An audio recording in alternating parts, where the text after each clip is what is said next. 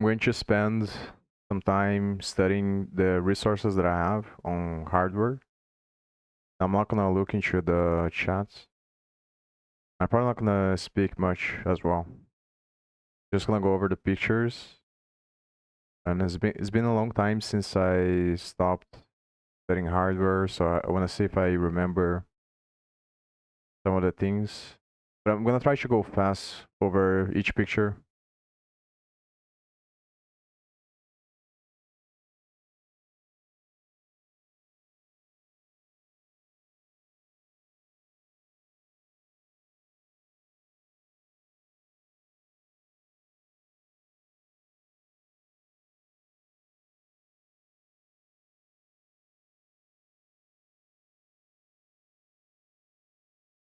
I might write notes on Logstack as well. I still haven't seen the graph, but I've been writing notes there from time to time. Initially, I thought that I wasn't gonna have anything to write there, but I realized that I'm writing a lot of stuff every time that I study things, like on a notepad to keep track of what I'm doing or step by step. So a lot of times I'm just dumping some information there. Also using ChatGPT to put information there. I think this one, the first book is Computer Organization and Design, the Hardware Software Interface by David.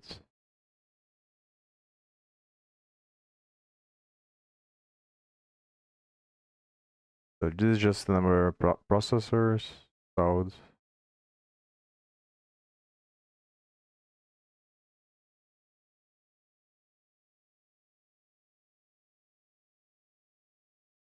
And if I can zoom in.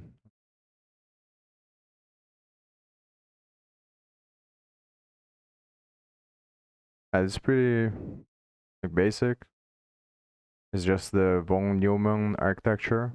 It's basically it works on a loop, have inputs and outputs, and then you have data and control and data path, which are the computations that are done on data.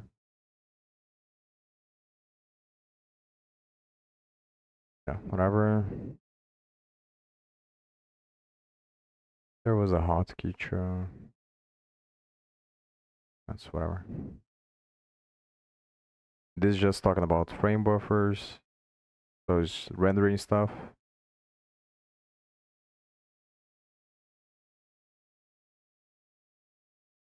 I mainly took these pictures as I was reading the books a long time ago.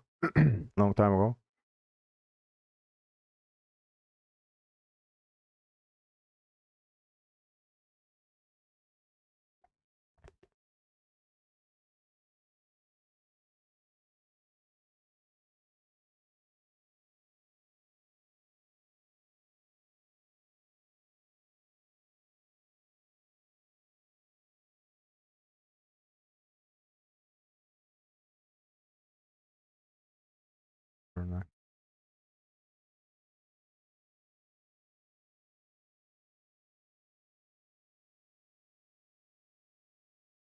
So I think this is a design of yeah inside the processor chip used on the boards. I'm not sure where this is from, like what computer is from. Oh, Pentium 4 processor chip. Have control, function cache, data path, background memory, advanced pipelining, audio interface. So it's basically mapping this stuff here, obviously. It's very hard to make sense of the actual. It's difficult because you can't obviously you can see what is going on the actual transistors or of the way that it is there on the hardware.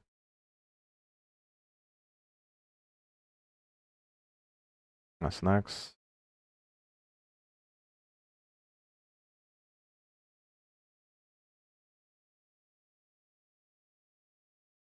So this is pretty much the same. Just gonna skip. capacity, growth of capacity per DRAM chip over time. This would be like similar to Moore's law. Moore's law, I think, is for transistors. This space. It's just interesting to see. I'm just gonna skip to the next one.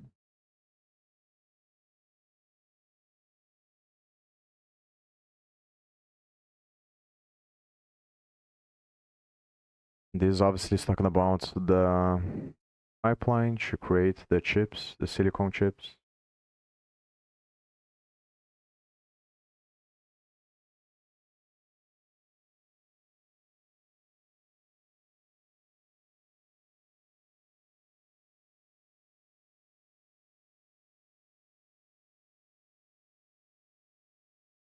Yeah, next. An 8-inch diameter wafer containing Intel Pentium 4 processors. Number of Pentium dies per wafer, 100% yield is 165. Micrographic. Photomicrograph of one of the Pentium 4 dies. This die, blah blah.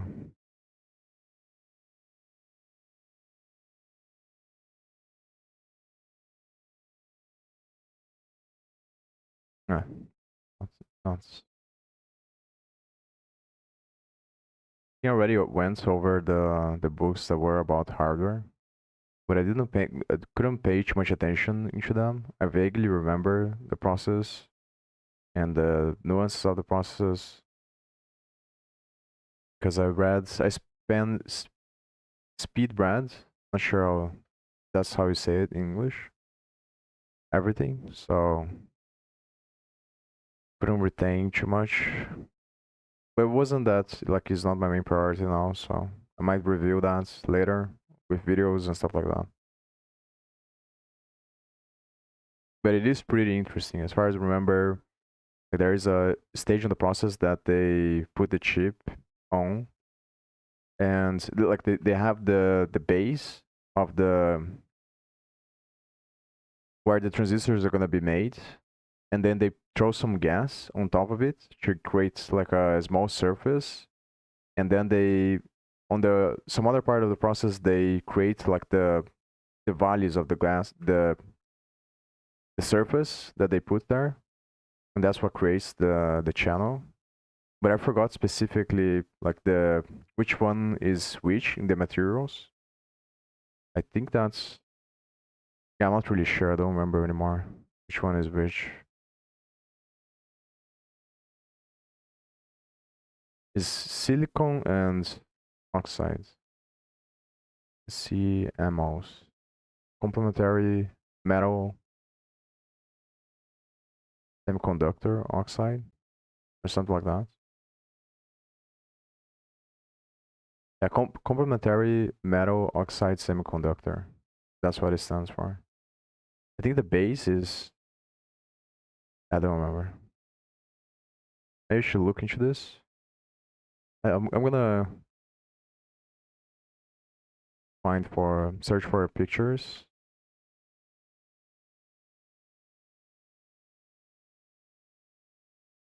Maybe I have on the other books. Might be a good idea to go over the other ones. They just talk about the type.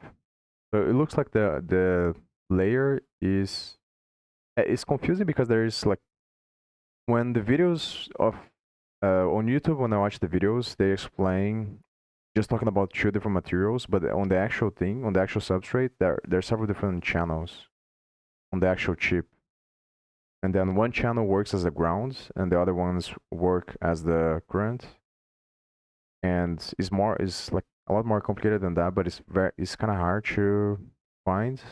There are some videos that I've seen that are from PCB. The issue that I had with the PCB videos is that they don't explain in the context of the software how it works on the hardware and the software. So that's why I couldn't understand very much. But basically, this channel here, I watched a bunch of videos, the channel from this guy here also has a lot of videos that are good. That's predictable design.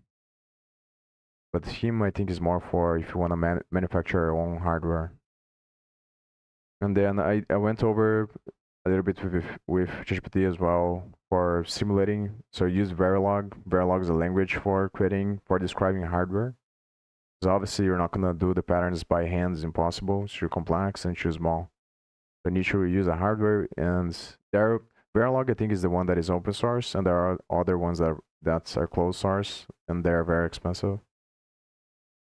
So you basically you program the logic of the circuit, and then after you do that, you convert that into a file. Then once you have that file, you send to a manufacturer somewhere, and they take that file and they go over the pipeline, and then I think that they shoot light. Uh, I think that's how it works, and then the light creates a complex pattern on the thing, but I'm not 100% sure. Maybe go back to this at some point.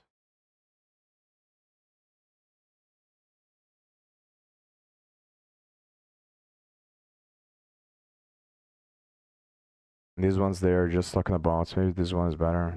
Yeah, oxide film, element, wafer, barium atom.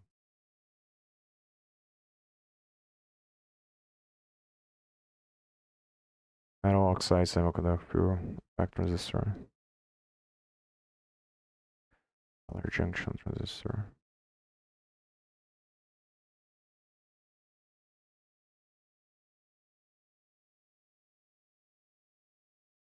I assume the substrate is the silicon hash be, maybe. There's also this there's a name that I forgot as well. I think it's triode region, which is like right at the edge where they meet. Because when the voltage comes, it opens the channel for the electrons to flow. It basically changes the pressure mediation on the whole thing. So I don't think that there's electrons flowing, but I think that it changes the when you apply the voltage, it changes the geometry of the whole thing, and that creates the computation. And the logic of the geometry determines what kind of computation is going to be made. So I'm gonna see if I can matter this one.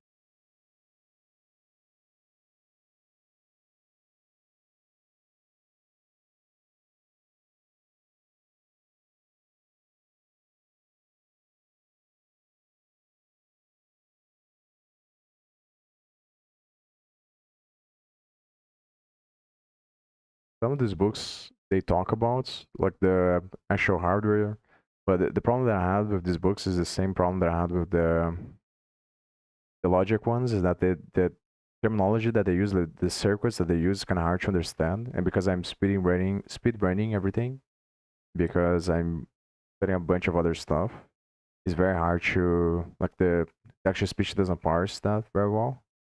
It's kind of hard to read.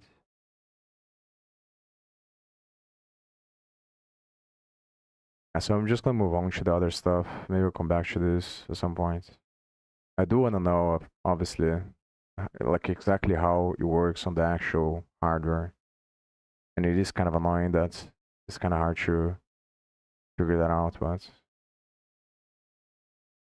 yeah, I want to clarify the exact stages. There was maybe I think I have the keyword here actually. I want to search for the keyword. Was vapor something?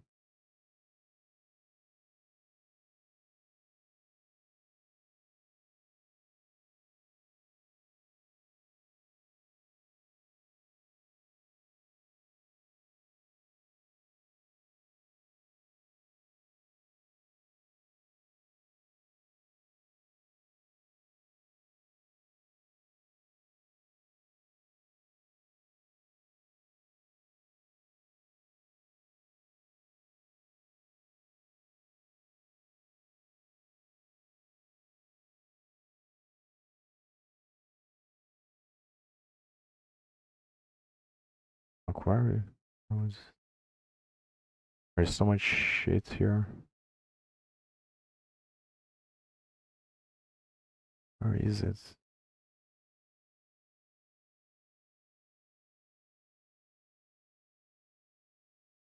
I'm pretty sure I didn't erase because I would just put green if I studied already. See if I search for vapor, if it's gonna find it. It was something like that. You remember, like, one of the words I think is very similar to vapor or decomposition or something like that, but I don't remember if I wrote like that. Let's just go one by one. Phase change memory.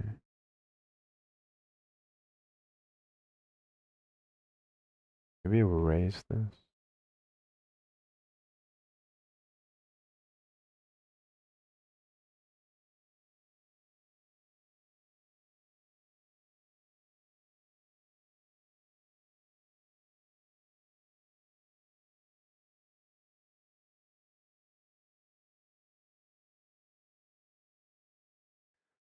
Did I erase this?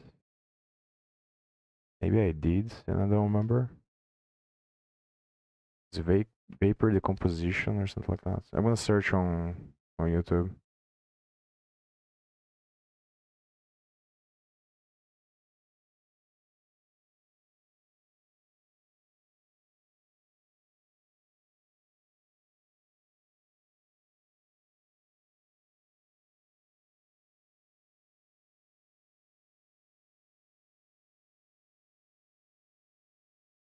I think it's physical vapor decomposition or chemical vapor decomposition. Something like that.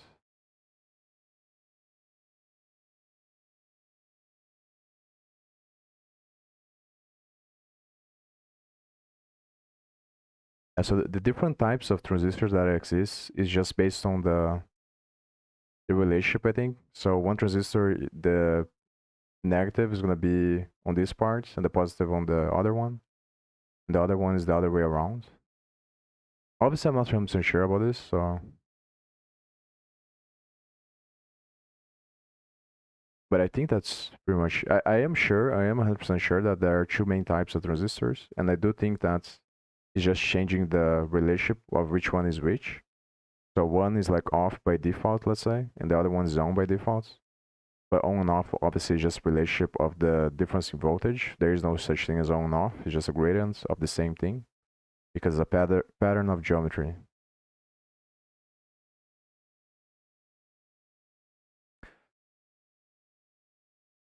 Physical vapor. Yeah. So I did remember the name. And there's a different one than this as well. There's chemical vapor. I think it's chemical vapor decomposition. So it's basically you put the thing, but this is the part that is kind of hard to remember or to find videos about.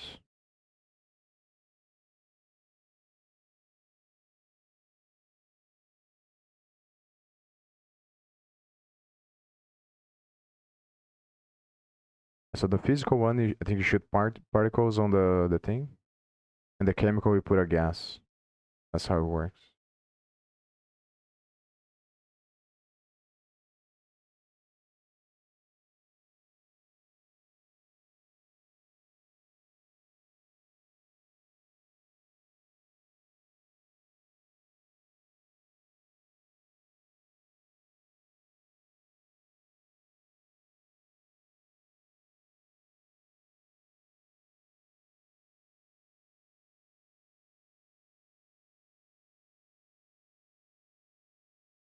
Search for the chemical. I think the chemical one has a video with an animation, short video. I think it's this. Either this one or another. Oh, it's another one there. This one.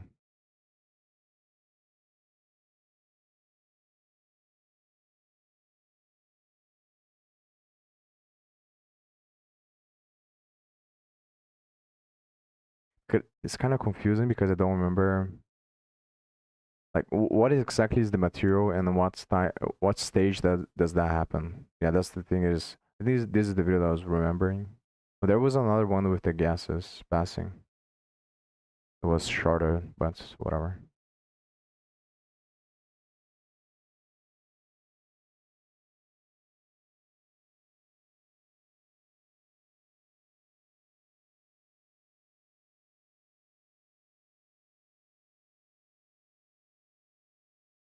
I think that from another video that I remember, what they do is they put the chip there, or the base that is going to be used for the chip, which I think is the silicon base, is like the substrate from the other pictures. So this part here, the base part, they put that on this thing here first, and then they heat it up, and then they pass the gas. I think that's how they do it. Then that creates like a small surface, which would be like where this is at. And I think that's the thing that is the gas shoot with light to create the difference in them. But I'm not 100% sure. I don't remember really well.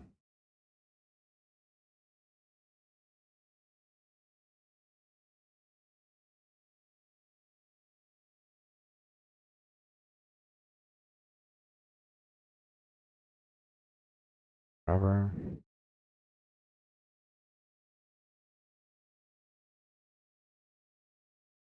yeah, substrate, thin film.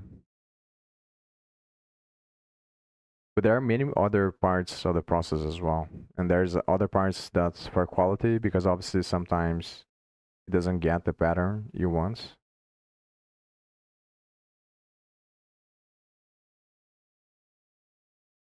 And the thing about the multiple channels is also confusing to understand.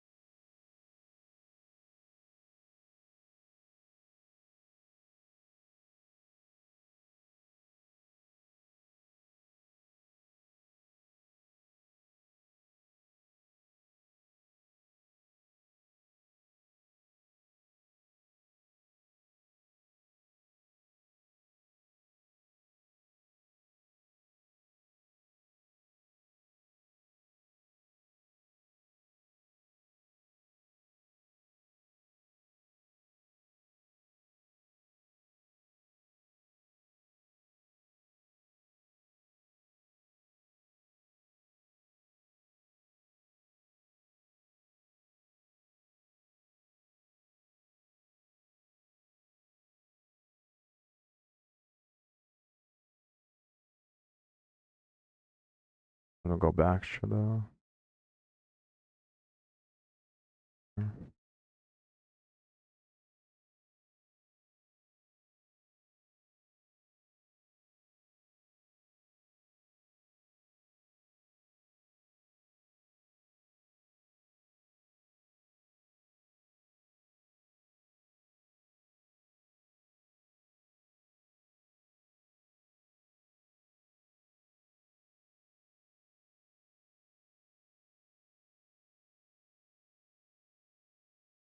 The operating system may avoid copying the desired routine by remapping it using virtual memory management. The steps for the first time. Always made to the deal alone routine.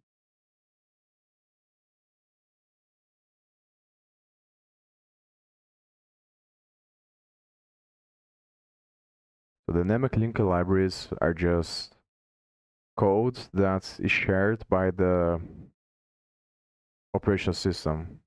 So when you create an executable, you can link to those dynamic linked libraries. And the way you link with the Windows API is just by including the Windows header on a file, and then you call loads library, I think is the name of the function. And then you pass the function the file name, which is the DLL extension. Then that links that allows your program to access the code from that other program, because basically everything is just data.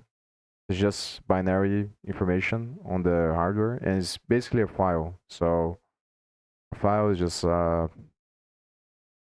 information or binaries on the hardware as well, with the special structure that allows the hardware to understand that it is a file, which is basically the metadata of the file.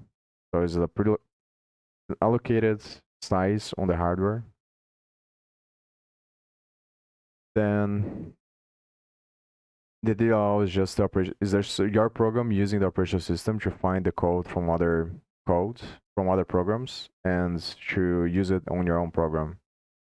And the reason why people do this is because once programs get very large, it becomes a lot slower to compile them.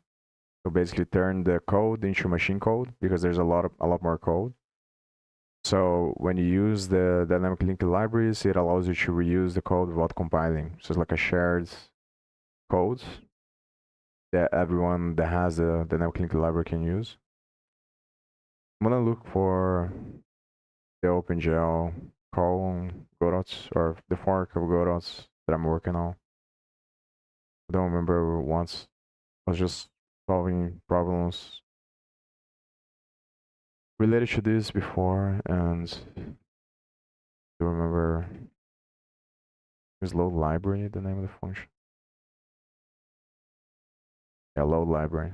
So I got one example.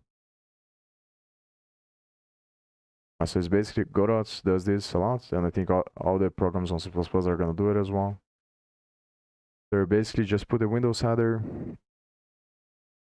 If you wanna use this one, if you wanna use the Linux one, obviously you're gonna put the Linux header.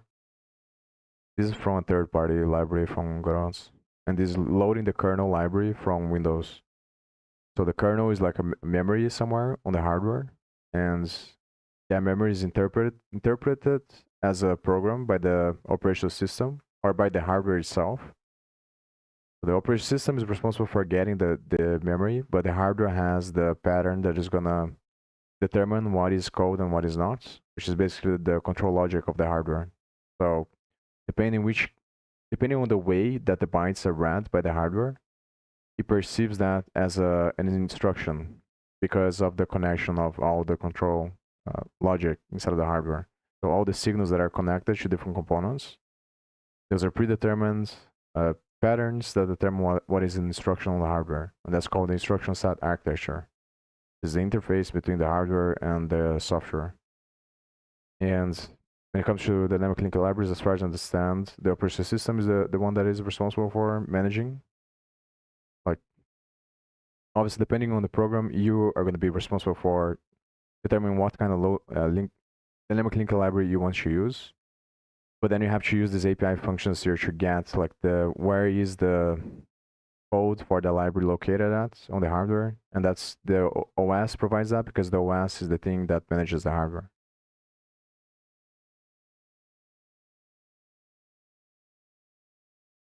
I think that's talking about not really caching, something else, but I don't remember this as well.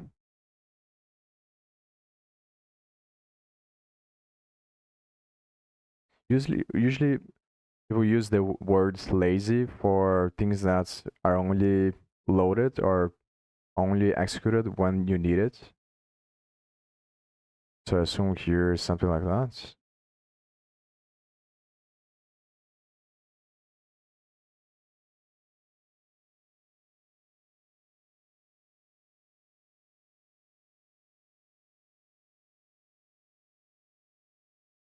So on the first one, it does this shoe steps here, which links and loads the library. And then after, it already goes automatically to the routing because I think it caches something maybe. The operating system may avoid copying the desired routing by mapping its using virtual memory management.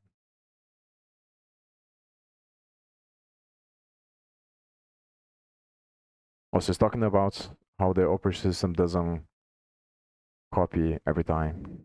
It just avoids using virtual memory management. But I don't remember this without the context.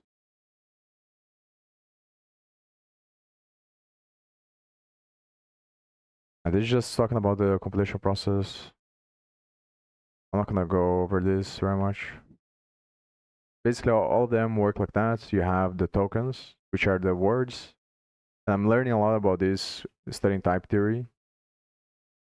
But I basically have the words, which are the tokens. Then from the words, you create a tree, which allows you to form sentences later by walking over the tree and determine what each thing does. So depending on the way you walk through the tree, it builds different statements. And then from that, you go to an intermediate representation or directly to machine code. But I think most languages go to an intermediate representation. It's basically another way of saying, like, it's just basically the same thing, but like as soon as you have, the main thing is the tree. So once you have the tree, there's going to be variations on the way you traverse the tree and the way you optimize the code after. So what kind of heuristics you decide to implement on the code to make it faster depending on what microarchitecture the code is going to run on. So the other main component is the text size, because when you create the words, you have to parse the text. It's basically just reading a file and parsing the text. So I have to read letter by letter, and the amount of letters you decide to read is also a variant on a lot of compilers. So it's basically that the first parts of creating the syntax is just using a stack to create a tree by reading a file on a loop. And that is basically, it's kind of like a finite state machine, but they have another name for that. Which I forgot. It's basically the same principle, but it's slightly different. Maybe I have written down here, but I think probably not. Maybe it's here somewhere.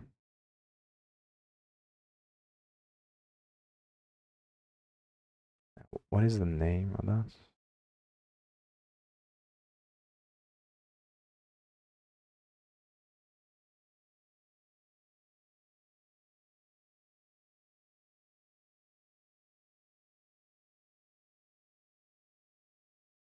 I should just ask ChatGPT. Oh, deterministic automata. No. Yeah, actually, I think that this might be the name that I was thinking about. Deterministic automata or non-deterministic automata. So it's basically just like a finite state machine, I think. Deterministic automata is like a directed graph where every node goes precisely to one other node. I think the deterministic one. And non-deterministic is when one node goes to more than another node, where it's impossible to define like what is going to happen from one stage to the other, like with deterministically, as the name says.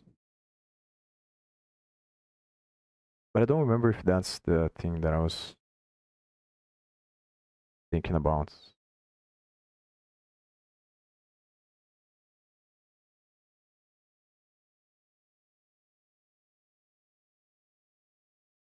Yeah, it's basically like a finite state machine. Basically the same thing. It's basically this pattern here.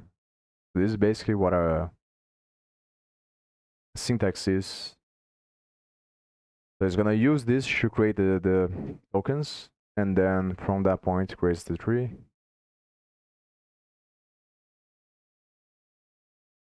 Yeah. Then after it creates the tree, traverses the tree, does optimizations on the tree, on the codes, and after it gets the intermediate representation, it has another step to convert that into assembly, and then either convert to assembly or convert directly to machine code.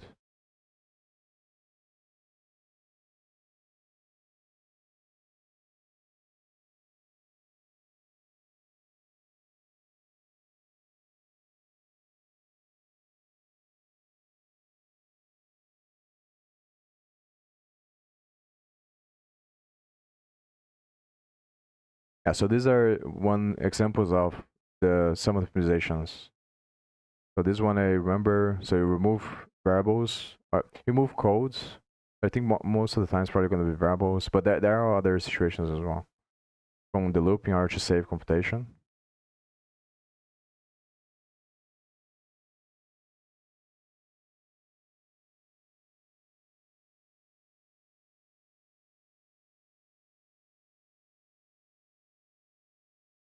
So that there are other ones that I saw from the on the course there.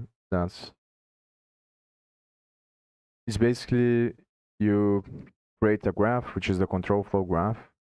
It's basically every node is a block of control flow. Whenever the control flow splits, you create two different nodes and then create an edge. Then from this block, you study the behavior of the how the nodes relate to each other. So if a node goes back, that's a loop. That's considered a backwards edge. And then there's the other concept of dominance frontier and dominance blocks, which is from every node, a node dominates another node if for every way to get to the node passes through the other one, as far as I remember. And the frontier would be one that is just outside of that. So based on that, and based on the single static assignment, which is replacing every variable declaration or every variable assignment with a unique variable, you have these places where the blocks converge or diverge, and you need to create these things called phi nodes that are gonna disambiguate which is a value, because you can have a variable that, for example, is x, and then in one side of the loop it becomes something else, so like it becomes 5, and on the other side it becomes 10. So when it converges and you're doing the optimization, you have to know to disambiguate like what is the actual value that is going to be on that node. So there are some optimizations related to that as well, I think.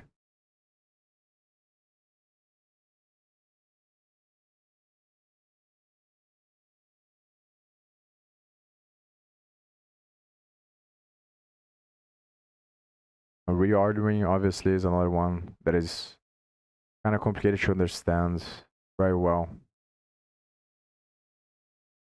Like it's complicated because there is some reordering that is encoded on the hardware. This is when you have a hardware architecture that implements multiple instructions at the same time. There's it tries to reorder instructions in order to optimize how many it can do. But then there's some situations where this can't happen because you can have conflict of memory of the state.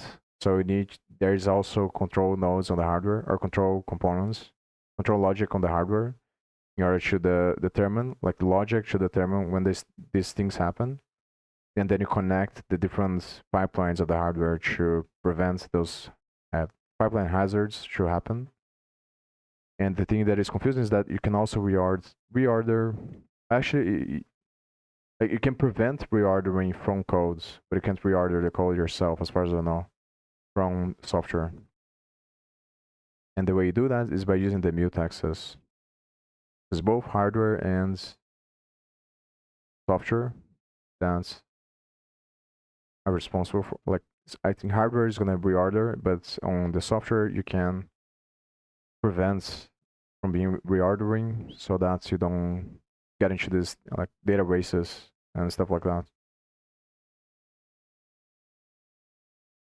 I think I'm gonna read all of them high level. Procedural integration, replace procedural call by procedural body. This would be, I think, like the macros on C++. Every time you define a macro, it's just gonna copy and paste the whatever you put after the macro there. I think that's how it works. Within a straight line code. Also, common sub-expression elimination. Place two instances of the same computation by a single copy. Constant propagation, replace all instances of a variable. Just assign a constant with the constants. Like reduction, stack height reduction. Rearrange expression tree to minimize resources needed for expression evaluation. Global across the branch, global common sub-expression elimination, same as local, but this version crosses branches. Copy propagation, replace all instances of variable A that has been assigned. Code motion removes the code from the loop. Induction, variable elimination, simplify, eliminate array addressing calculations within loops.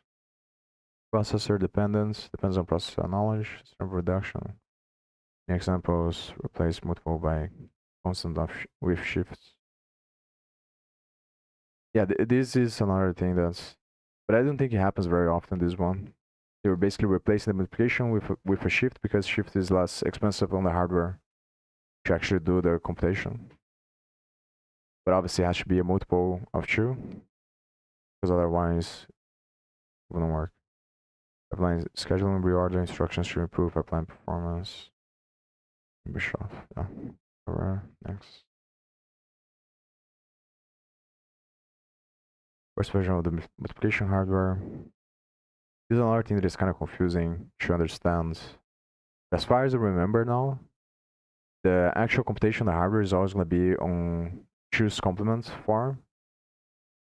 And on the assembly, I think you have to put on 2 complements. Is like up to the is responsibility of the programmer to put it on two complements, choose complement form.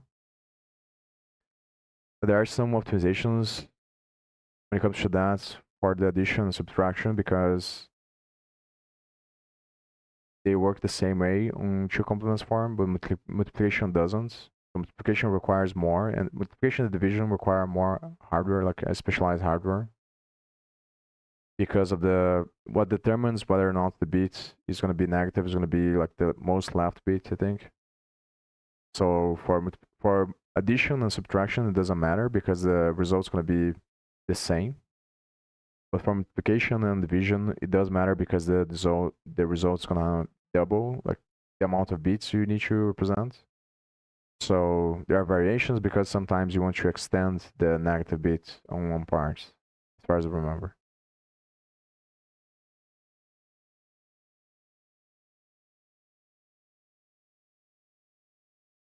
But it is very confusing, this thing about the 2 complements.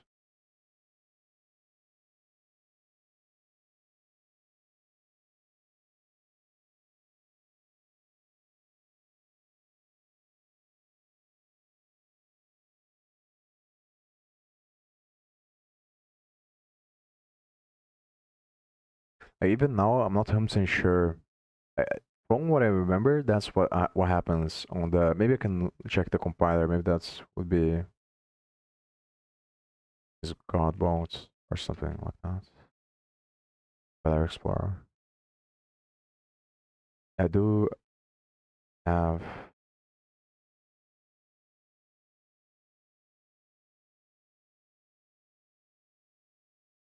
And I think it's gonna show in decimal there.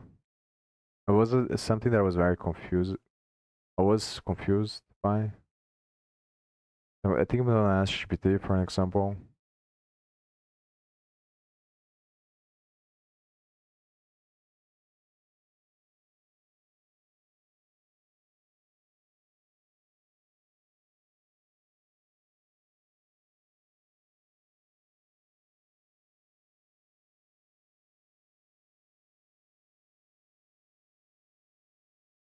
And maybe it's not worth it to. Actually, it's probably worth it to spend some time on this.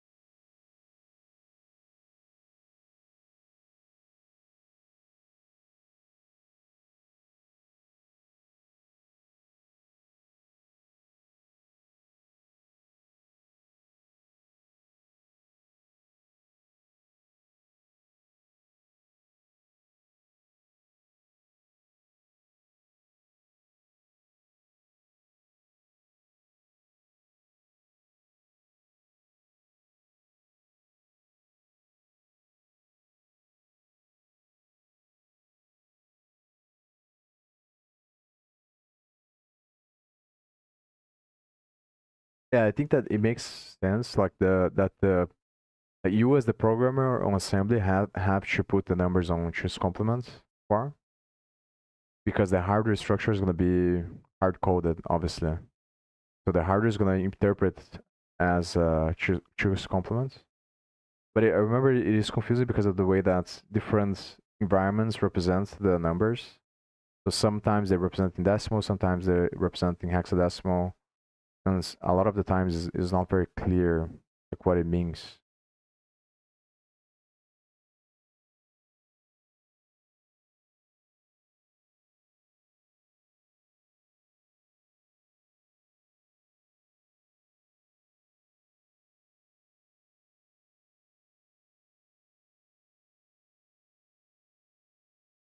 I think it depends on the instruction as well. Okay, so.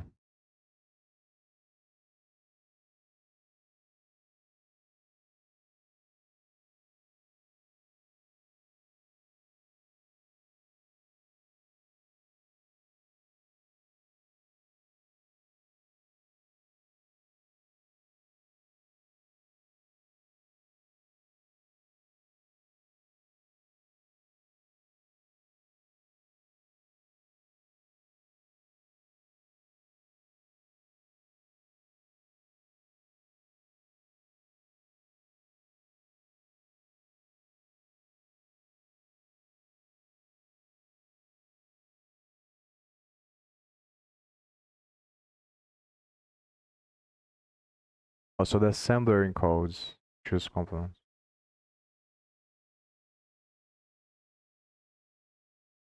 Yeah, it's based on the instructions, so that's the thing.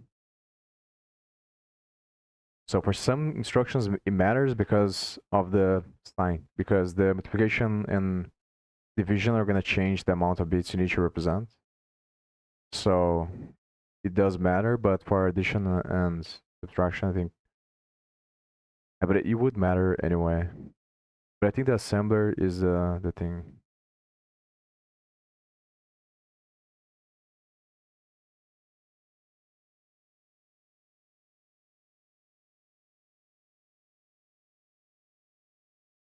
Yeah, so these ones is the type on the hardware. It's probably on assembler actually. No, actually, it's probably on the hardware based on what I said for multiplication and division. Yeah, so signed arithmetic in CPU inherently follows choose component rules. There's no runtime conversion stuff. As for multiplication and division, you have different instructions.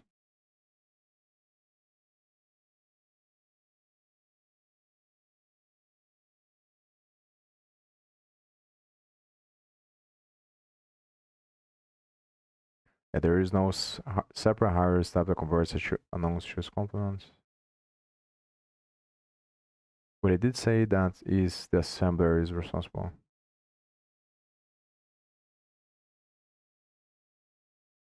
Put this on here. Yeah. So this is the thing, but there might be a way to change the representation. There's gonna be minus 42 here. I think I have to see on hex what it would be.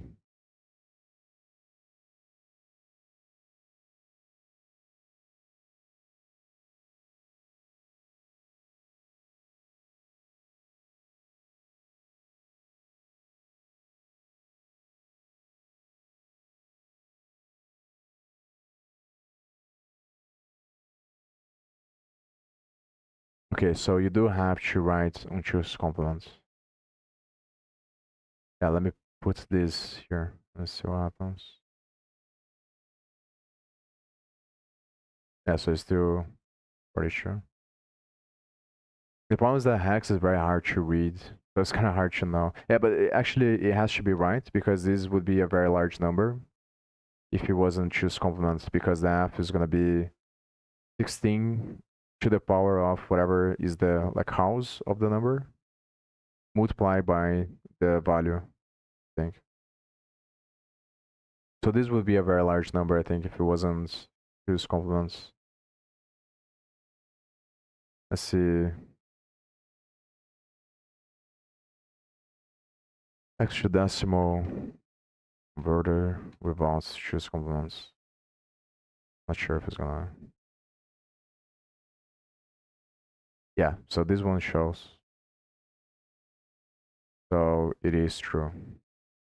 So if you are programming in assembly, you have to put the. If you're programming in assembly and you use the numbers in hex, you have to keep in mind that is on. You have to be on choose complement form, and you also. I think it always is on choose complement form. For some instructions matter more than others. But I think it's gonna matter for all of them because otherwise the calculation is gonna be incorrect. But I think for multiplication and division, what matters more is the sign. Like you have, I do remember that there is a instruction on, there is like a difference. I think it was on the shift as well, shift left and shift right, where there's a specific instruction that I think is like shift, arithmetic shift is the one that you're basically saying to the hardware to keep, or probably to the assembler, to keep the sign bit. And then the logical one is the one that you just shift regardless. So in those cases, for example, it's gonna discard the bits. The shift from the left, for example, the least significant, depending on how you look at it, but it's gonna be shifted outside of the register. So if you don't keep the sign, then it could change everything basically, because it would go from minus 100 to 100, for example.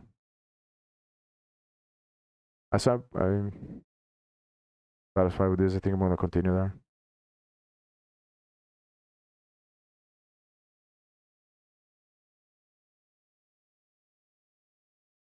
These flags also matter for this, because the flags are the things that usually are gonna determine jump instructions. So, yeah. I have a condition, for example, this number is greater than the other one. Usually what the hardware is going to do is going to subtract both numbers, and then it's going to set the flags, and then based on the flags you do the jump or not. There's also another thing that is kind of confusing. Yeah, but I think I'm satisfied with this. So in assembly, you have to put it on choose complement form. And the hardware is going to have the logic on choose complements. First version of the multiplication hardware, the multiplicand register ALU and product register are all 64-bit wide, with only the multiplier register containing 32 bits. 32 bits multiplicand starts in the right half of the multiplicand register and is shifted left 1 bit on each step. The multiplier is shifted in the opposite direction at each step. The algorithm starts with the product initialized to 0. Control decides when to shift the multiplicands and multiplier registers and when to write new values into the product register. So multiplication is basically adding and then shifting. And this is more efficient.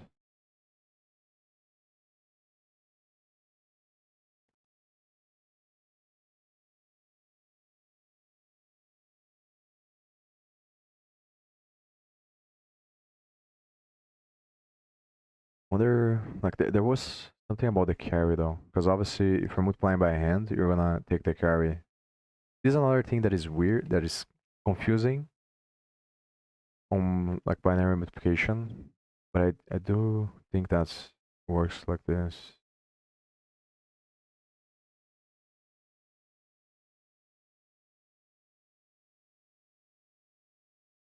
Let's say, let me put one here. I think that's when you, this would be 1 because it's 1 1, the other one would be 1, but here this is the part that is confusing. Whenever you have two ones here, it doesn't become 1 here. It goes over the other thing and then it becomes 1 here. And when it accumulates, then it becomes 1. So when you have 3 ones, and these are the only 2 cases that is going to happen. The one case is when you have 2 ones. So when you have 2 ones on the numbers, it becomes 0. And then you pass the other one to the other house. But let's say here you had another one. I think here, regardless, would become 1 here.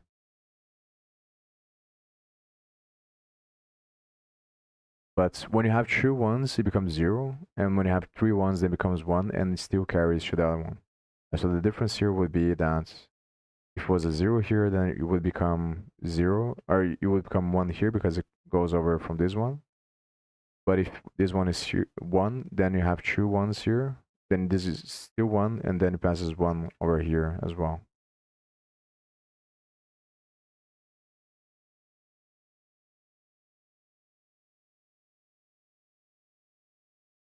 This one is not very good to ask ChatGPT about because obviously they're not gonna unless they have another tool there, the analysis tool. I think it's not gonna be able to know. But I think that's how it works. So when the on this hardware here is basically shifting this number to the left, I think, and this one to the right, and then just adding one by one the bits. It's basically the same thing, and then it stores the result on another register. But the thing that I was thinking about is like, what about the carry?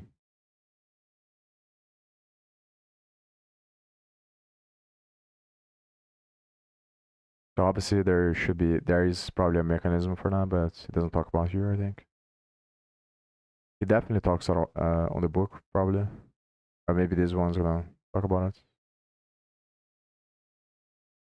First multiplication algorithm using the hardware shown. The least significant bit of the multiplier is 1, add the multiplicand to the product. If not, go to the next step. Shift the multiplicand left and multiply right the next 3 steps. These 3 steps are repeated 32 times. So if it's 1, add multiplicand to the product and place the resulting product register.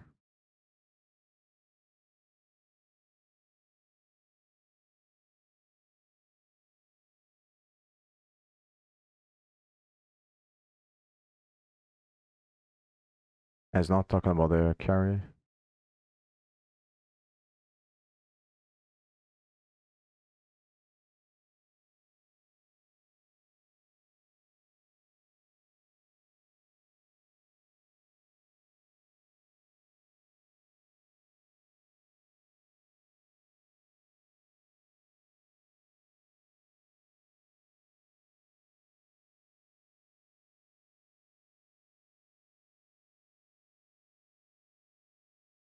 So this one I think is the one that has the carry because you're ending, I think. Yeah. But I think that on a normal ALU, normal ALU, you have a bunch of AND gates connected with an XOR, I think. Oh, the XOR is the addition, as is a bunch of XOR connected with the AND gates. Yeah, that's how it works.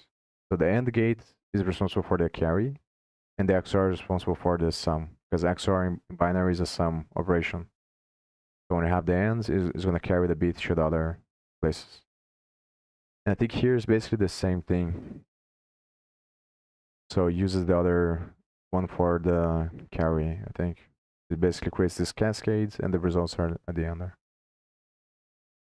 Unrolls the loop to use tertiary adders. So the trade-off is obviously going to be that this one is more expensive because it's faster.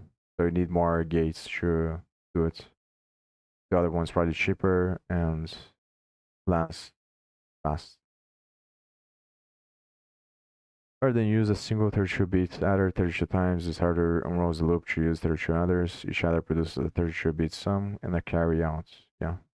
The least significant bit is a bit the product and the carry and the upper are passed through.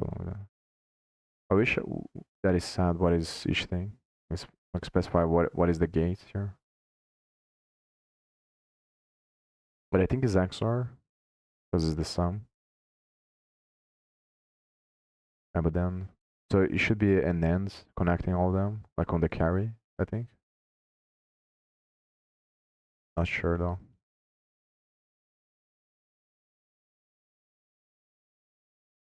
First version of the division hardware. Division is very confusing on binary as well.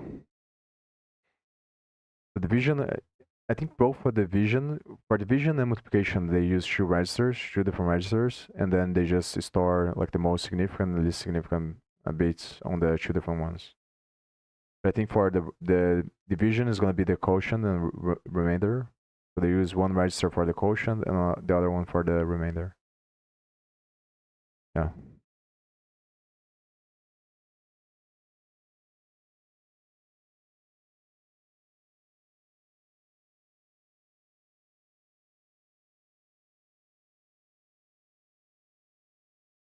It's basically, and it makes sense, obviously, but maybe not obviously. but I think that it's just like the pattern on the universe. Like multiplication is to the right and division is to the left. But it's basically a symmetry that is the same pattern because you're counting on a loop, basically. So division is going to be subtraction and you count the other way. And multiplication is addition and you shift the other way.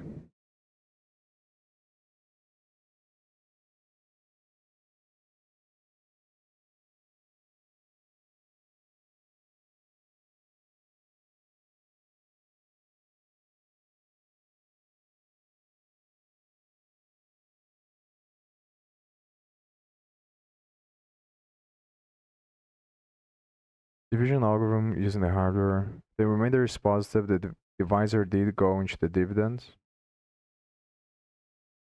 Divisor did go to the dividends. So step 2a generates a 1 in the quotients. A negative remainder after step 1 means that the divisor did not go into the dividends.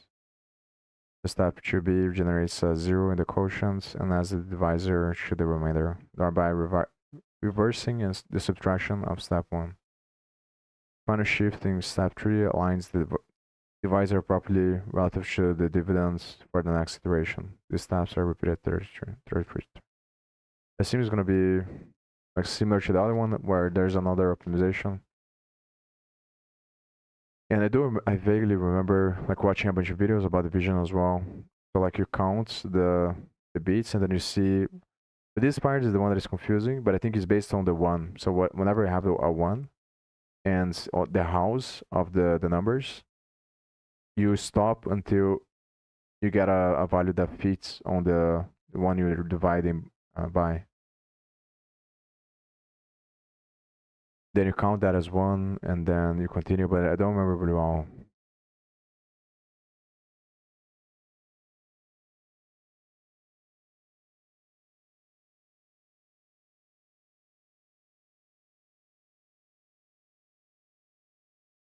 I'm gonna look for this.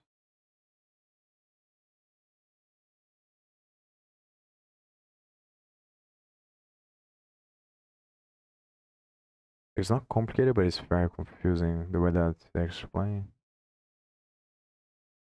Yeah, but I think this picture is probably it's basically what I was saying. This is the part that's kind of confusing. It's like I think the number on the top there is the one that's is like the remainder, probably.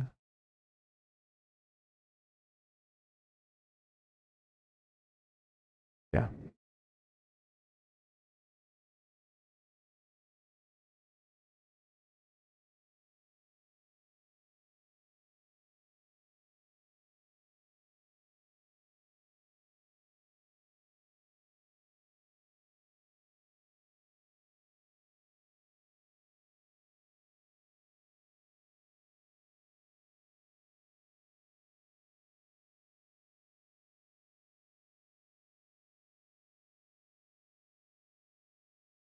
Yeah, so this is the remainder.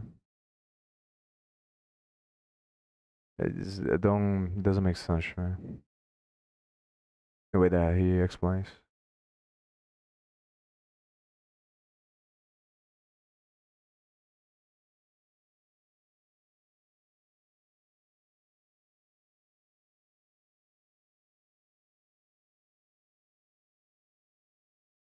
Yeah, it doesn't make sense. I think the way that he explains is kind of confusing.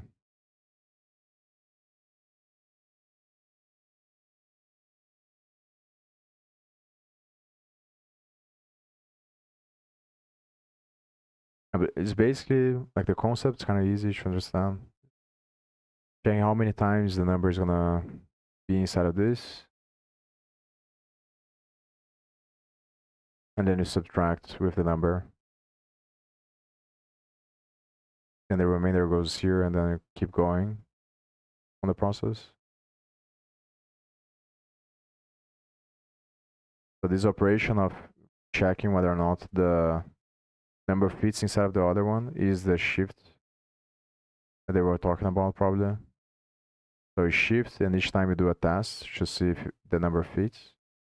And then you use two different registers to check. Then, based on whether or not it shifts, you do the subtraction. Yeah. I wanna watch these videos again later.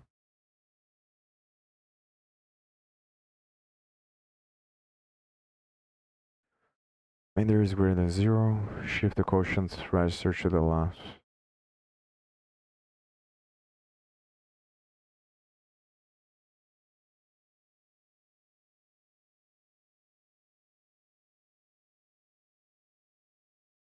Then the new rightmost bit show 1. Or the original value by adding the divisor register to the remainder. And this was very confusing for me since the beginning.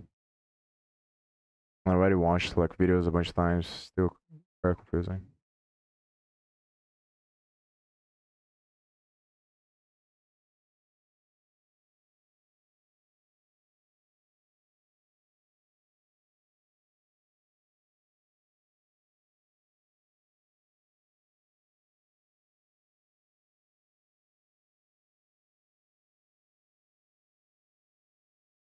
It's probably confusing because I'm overcomplicating, or because the way that they explain the videos is kind of confusing for me to understand. Because I don't like, it's been a long time since I don't do division like manually on decimals. So for binaries is even more confusing.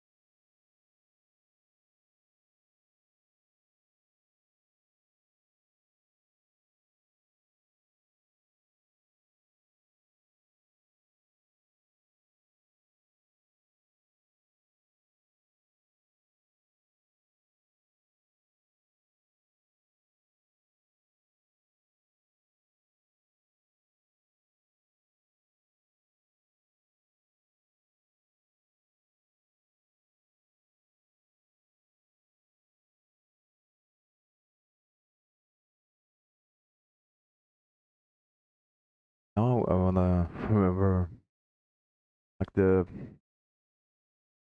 fraction one.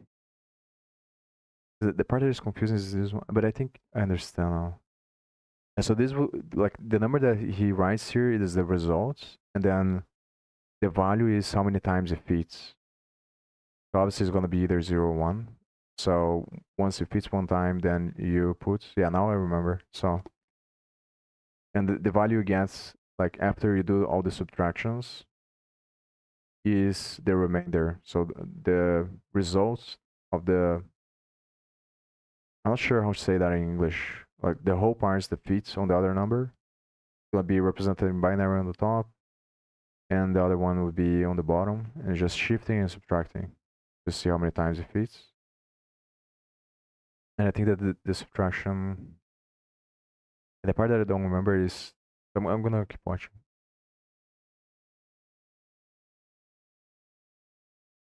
Yeah, so it keeps going on the same iteration. So it subtracts each number, and you just go. So it's, I think this is only gonna be either 0 or 1 there. Like it's not gonna carry more numbers, I think, here ever. But maybe not.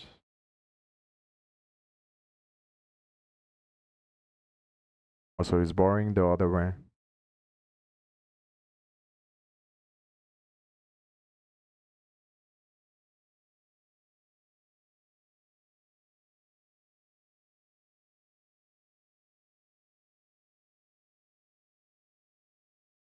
Yeah, whatever.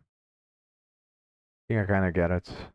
It's just annoying on the nuances to remember everything. But I get the concept.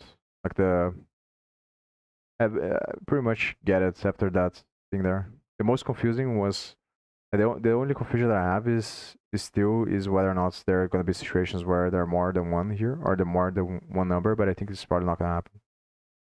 It depends on the like how many beats I think we have there.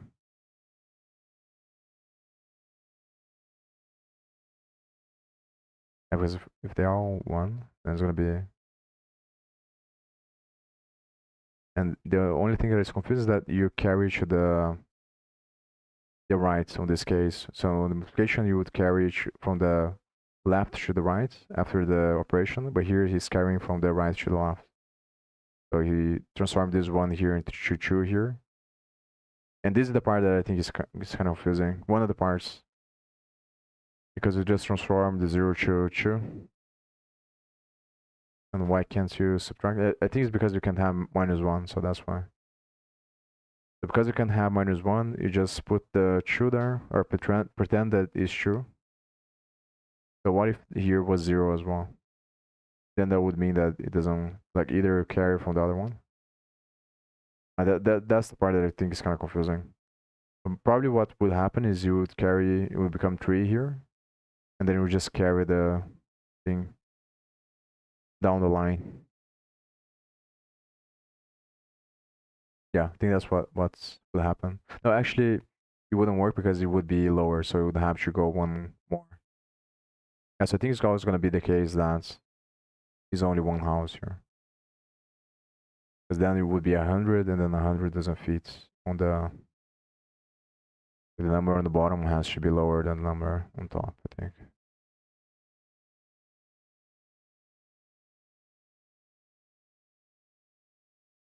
Nice.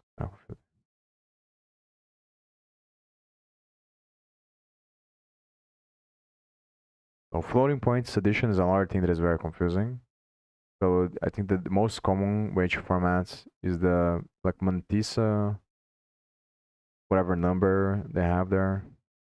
I forgot to like the specific number of the norm that is used, i.e. 777 or 778 or something like that. But it's basically a register that has like 3 separations. One is going to be the sign, the other one is the exponent, and the other one is the value that comes after the point, like the decimal value. The one that is not like the, I don't know how to say it in English, but that is not the whole parts of the number. After either the dot or the comma. And the part that is confusing is that the exponents most of the time is gonna have to be subtracted by half of the magnitude that is sparse. So if it is an 8-bit, then it's gonna be 256 on decimal. And you would subtract by -175, -127 the value. So whatever value you put there on the actual exponent has to be subtracted with -127 to get the actual value that you want. And the reason for this is because it becomes easier to do operations because the hardware is designed for unsigned or for signed operations. It's because of the sign, basically. This part is very confusing.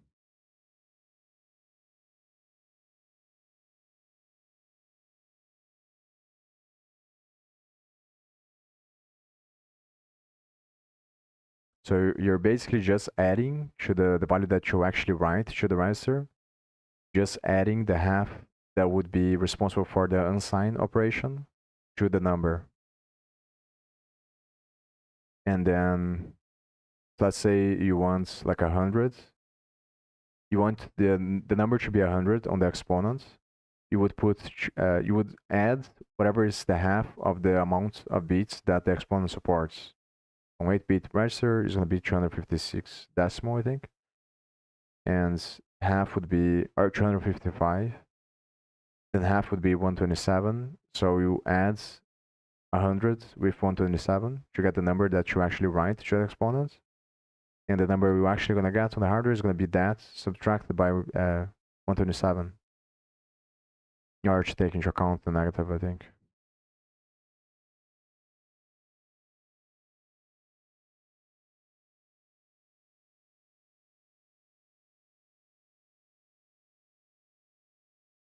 This is, doesn't say if it is, I think it's addition. No, it's probably all operations.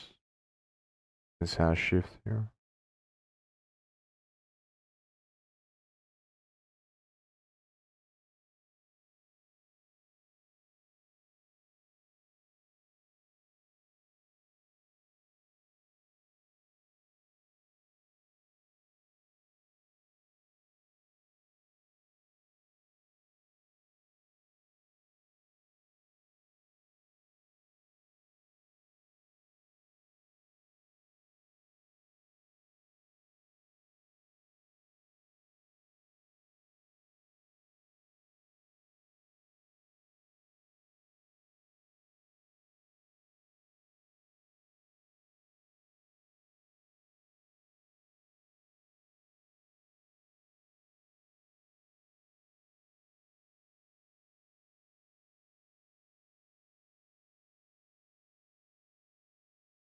So I'm gonna move on to the other one.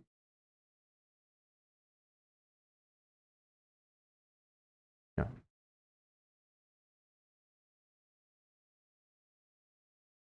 Normal path to execute step 3 and 4 once, but if rounding causes the sum to be unnormalized, we must repeat step 3. So adds the bias exponents of the two numbers, subtracting the bias from the sum to get the new bias exponents. Yeah, so this subtraction is assumed because of the bias. Yeah, it is. Yeah,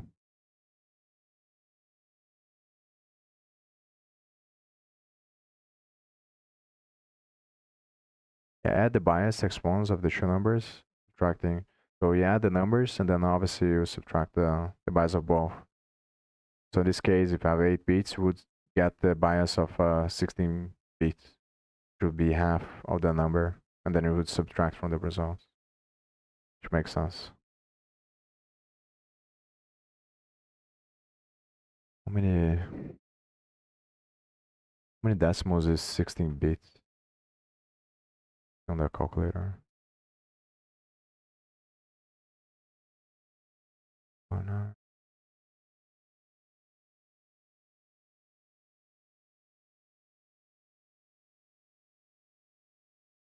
And the problem is that it would be a lot more actually.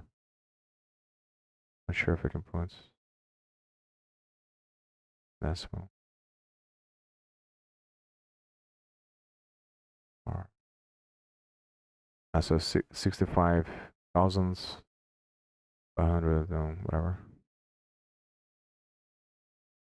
So it would be half of this number here. And then you would subtract this from the result there, I think.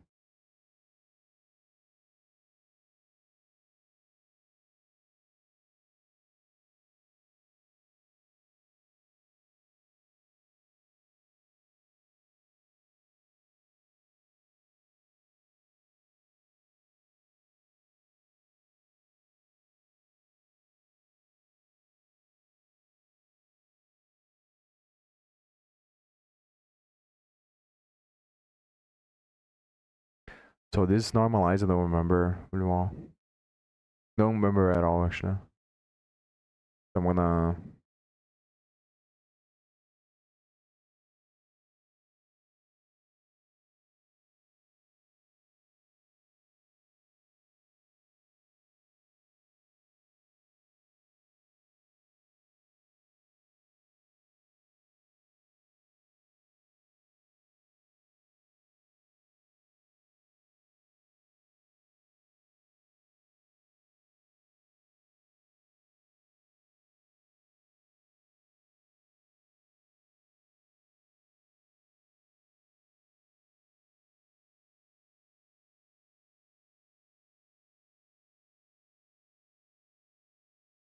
so normalizing is just talking about shifting the number because it's gonna be represented with the with only one number from the left of the dots. So normalization is making sure that it always has only one, I think. I don't remember. So I'm gonna watch videos on this later. ask ChatGPT. I don't trust ChatGPT that much for these kinds of things, though.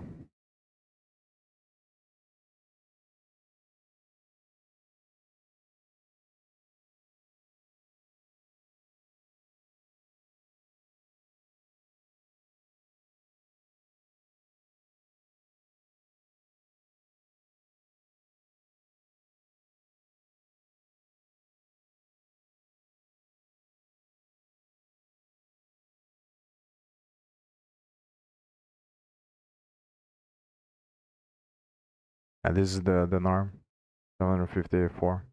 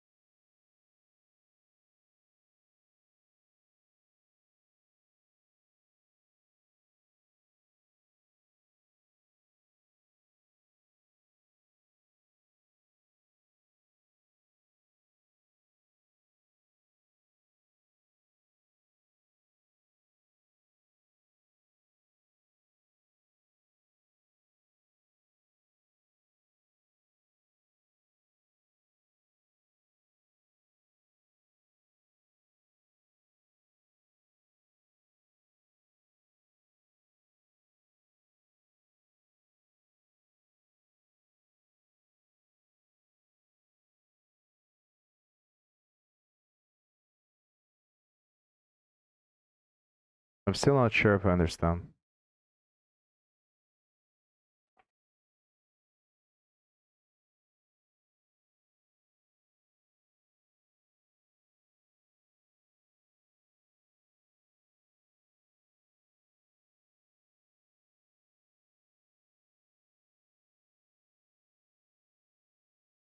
Yeah, whatever. I wanna review this later. And these kinds of things is very. I'll never. I'm not very good with these things as well. Just like these small details. And the problem is that I've learned them and then I end up forgetting. It's very hard to remember every single like small detail like this. And the annoying part is that it does actually matter because like a lot of hacks are gonna involve this kind of stuff, just overflows, underflows, stuff like that. So it is very annoying. And I think that these nuances matter a lot when it comes to these kinds of things as well. The normalization and stuff like that. Understand the hardware architecture.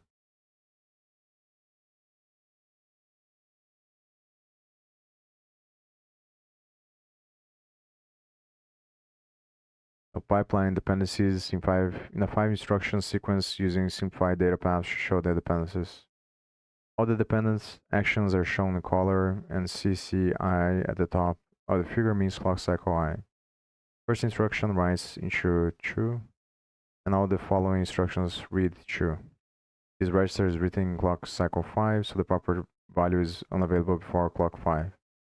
A read of a register during a clock cycle returns the value written at the end of the first half of the cycle. When such a write occurs, the color lines from the top data path to the lower ones show the dependencies. Those that must go backwards in time are pipeline data hazards. So this is basically representing control signals on the hardware for managing the hazards. So you can imagine like there's a logic there on the hardware that checks to see what kind of instruction it is, and is connected to these other registers to see if they're gonna depend on each other on these special cases. And when they do, then there's several different strategies to resolve the conflict. I think for this, it's probably gonna be to wait for the data, I think, on these cases. And the way that this works is like this based on what I'm assuming now, or yeah, it's gonna be like the actual structure of the hardware, the pipeline. So this one like is the iteration cycles based on the von Neumann architecture. So each one is like advanced on from the other one, and like once you it's like so that you don't have to for one entire cycle to complete executing to do the other one. So as one cycle is still running, you can do the others. So like if it was like this, you would have to for the whole cycle to execute until you can do the other instruction. Because they're overlapped, you can do multiple of them at the same time. But then on these situations, you have problems with the data. Because here, in this case, I think is the true value. So this one depends on the true. But then you would get the wrong result here.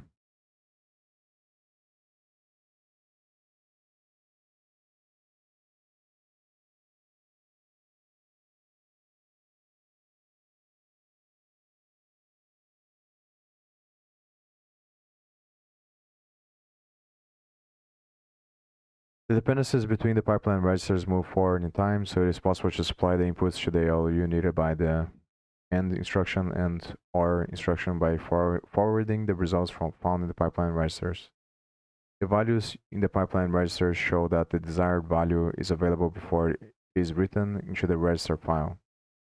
We assume that the register file forwards values that are read and written during the same clock cycle. So the add does not stall, but the values come from the register file instead of a pipeline register. Yeah, so it comes from the other register instead of the pipeline. Should be one of these lines here, the blue lines.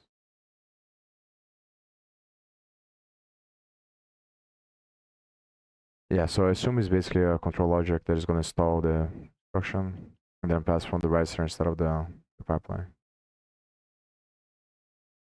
Register file forwarding. That is the read gets the value of the write in that clock cycle. This is why clock cycle 5 shows register 2 having the value 10 at the beginning, minus 20 at the end of this clock cycle. As in the rest of this section, we handle all forwarding except for the value to be stored by a store instruction. This case forwards the results from the previous instruction to either input of the ALU. The previous instruction is going to write to the register file, and the write register number matches the read register number of ALU inputs A or B. Provided it does not register 0, then steer the multiplexer to pick the value instead from the pipeline register.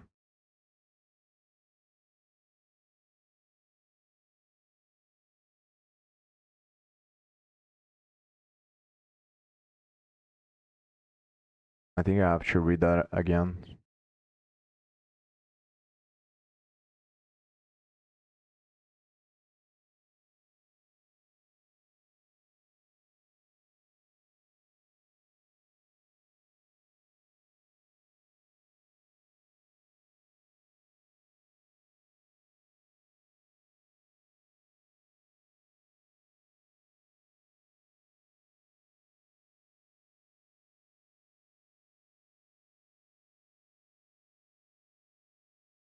So this one is when they are ready before.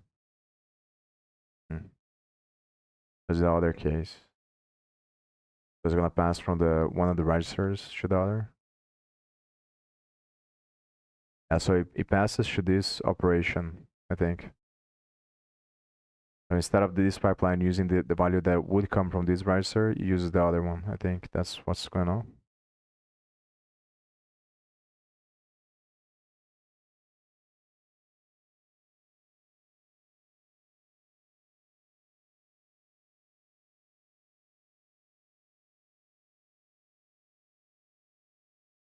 Yeah, that's what's going on. I'm gonna go back. I'm gonna go to the next one. So this is showing the actual logic of the forwarding. And everything is gonna be like this, basically. So either you're gonna have like wires that connect data, or you're gonna have wires that connect components. And the ones that connect components are control logic. The ones that connect data are just for the calculations.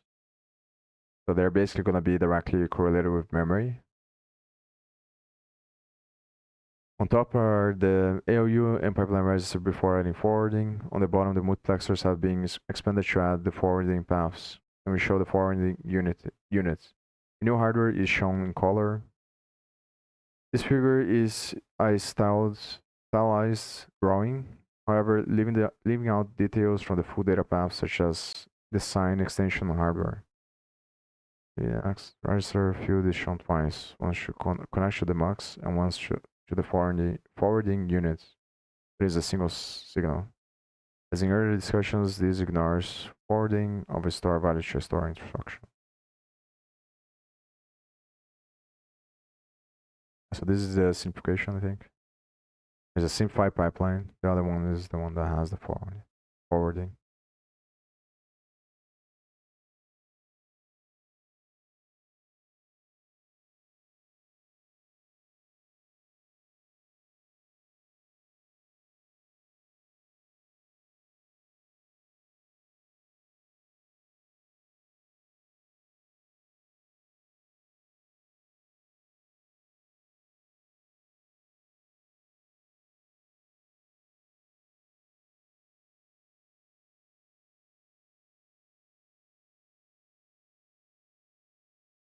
So assume that this is a selector. So the selector changes how the outputs determines how the input determines the output on the MUX. So basically, when this is on, it's gonna change the output here. Which I assume that obviously is gonna fire the results right away instead of waiting for its time, for the correct time.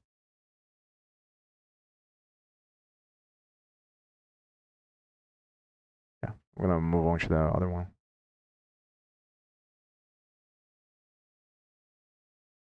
Data path modified to resolve hazards via forwarding compared with the data path. Conditions are the multiplexers to the inputs to the ALU. So these ones.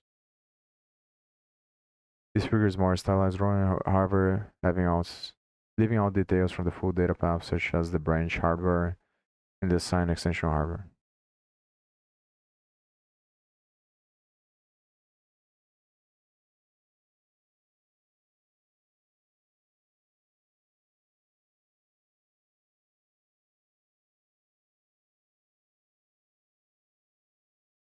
The next one.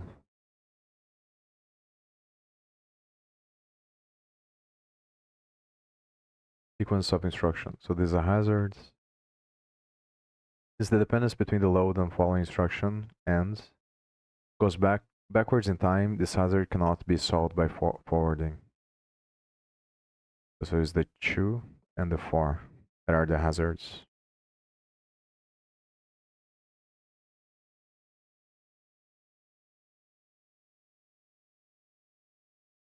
So it's forwarding 2 from here to here. And I think he's passing or waiting on this one. Or maybe it's passing from here to here. Not sure. The dependence between the loads and the following instruction and goes backwards in time.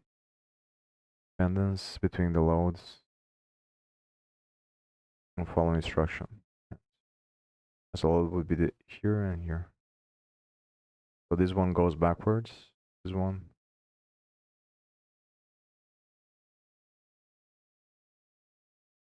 Yeah, because you can't end if you didn't load. So this one can't execute until this one does. And that's what's going on. to be solved by store. Hence, this combination must result in a stall by the hazard detection unit. So this case is going to stall because this value, the true value here, depends on the first one. So it can't start executing this one until this one is finished. And the other way was the other way around. The other example was the other way around. The way stalls are really inserted into the pipelines. A bubble is inserted beginning clock cycle 4. We're changing the end instruction to a NOP. NOP is no operation. Note that the end instruction is really fast and decoded in clock cycle 2 and 3, but its EX stage is delayed until clock cycle 5 versus the installed position in clock cycle 4. Likely the OR instruction is fetched in clock cycle 3, but if stage is delayed until clock cycle 5 versus the uninstalled clock cycle 4 position. After insertion of the bubble, all the dependencies go forward in time and no further hazards occur. Yeah.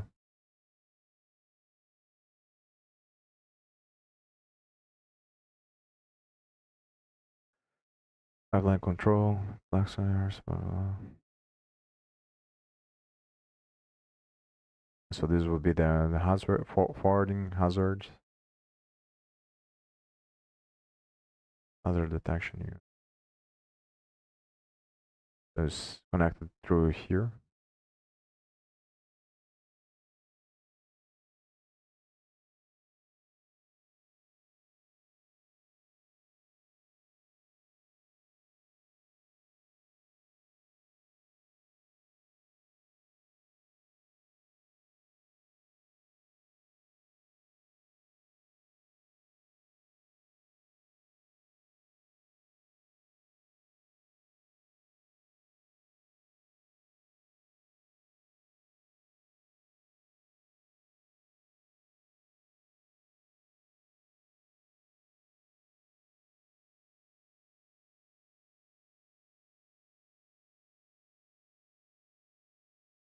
I went a little faster over this because it's basically the same principle, but it's just different instructions now that it's talking about. So now it's for control flow.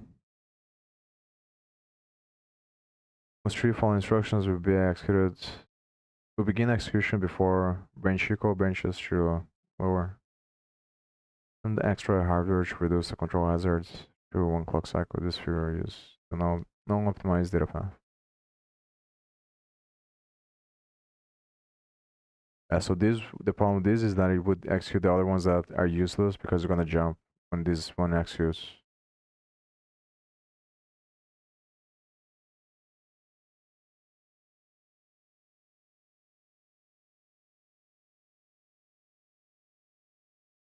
Also, this is the bubble here. Not sure if it's referring. I think it's referring to this wire here.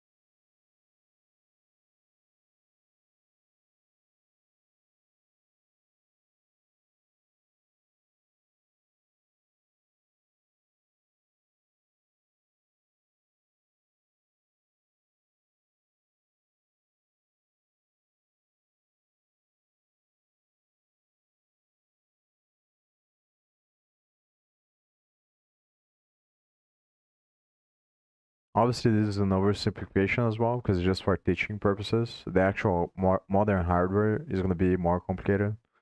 It's basically the same principles, it's just more wires and more complex designs to connect everything and to optimize things. But it's basically the same stuff. Like when it comes to the principles.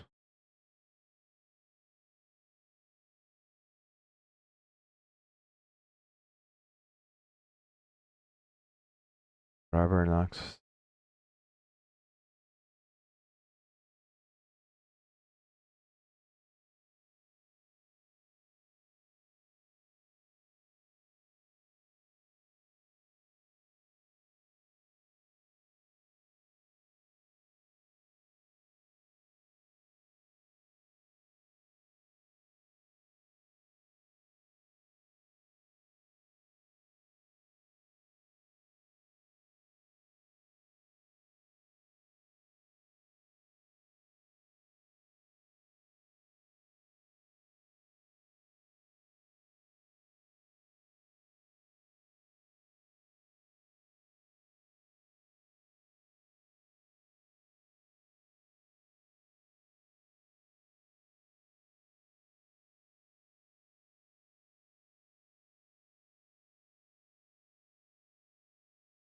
Yeah, this reorder buffer thing and the reservation register. I think it was reservation registers. I also wrote this down.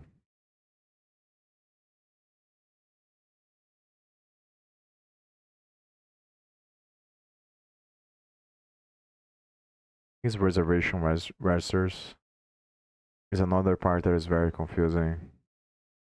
As for optimizing instruction prediction of prediction of instructions, so executing a branch before the code runs, and then you put everything on the reorder buffer, and then if the guess is wrong, it flushes the reorder buffer.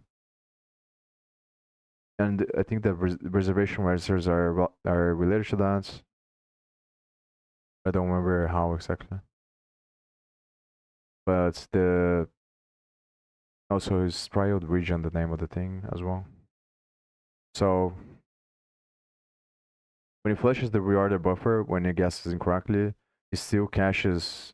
It doesn't flush the cache for optimization purposes, and then opens to a side channel attack because you can purposely flush the thing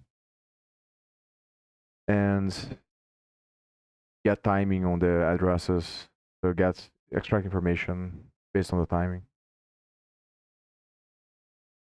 Reservation stations, that's the name.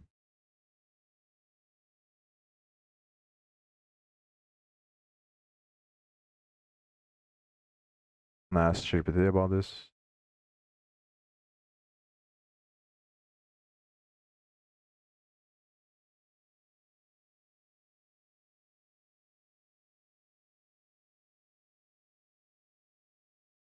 Buffer and track instructions whose operands aren't yet ready. Yeah, so it's basically additional registers, I think, that allows the reorder buffer to have the so it uses reservation stations to execute everything before it happens. So it's predicting the branch, and then it puts on the reorder buffer. Then on the actual time that comes to guess, if it guesses incorrectly, it flushes the reorder buffer. And if it guesses correctly, then it just uses those instructions. I think that's what happens.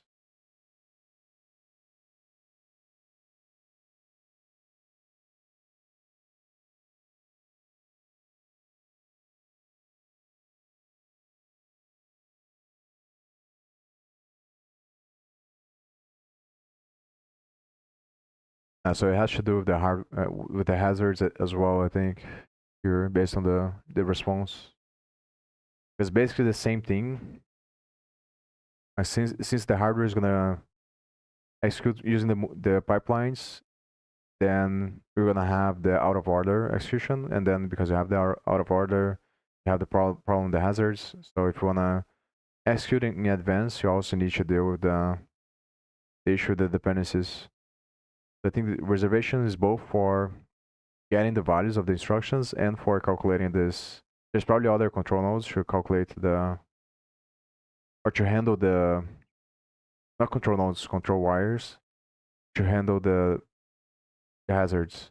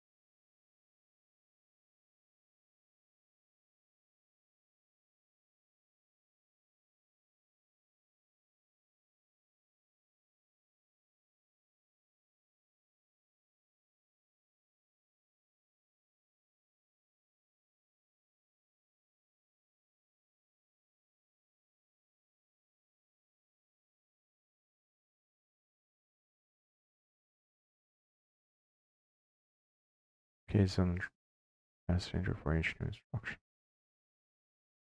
This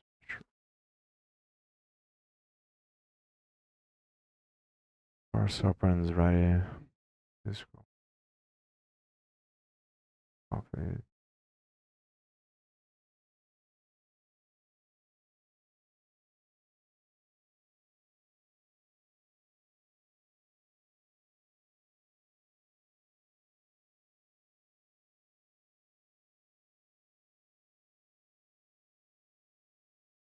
It basically keeps track of what's like what is executing so that it can use the values.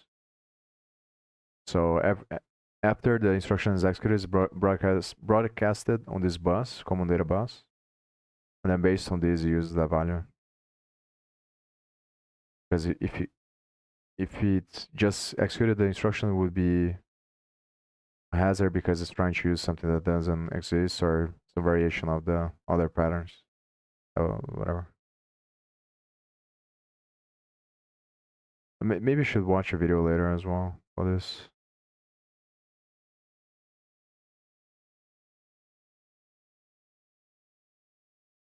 Not sure if I'm gonna be able to. Is there patient?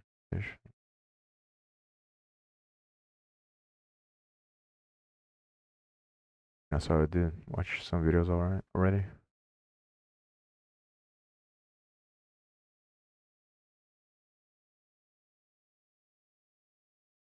I'm gonna watch some videos about this later.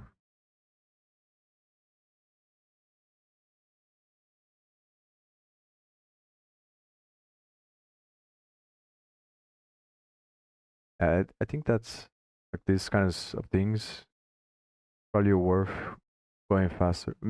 This one is not because it's different. Is the related to memory translation look aside buffer, I think.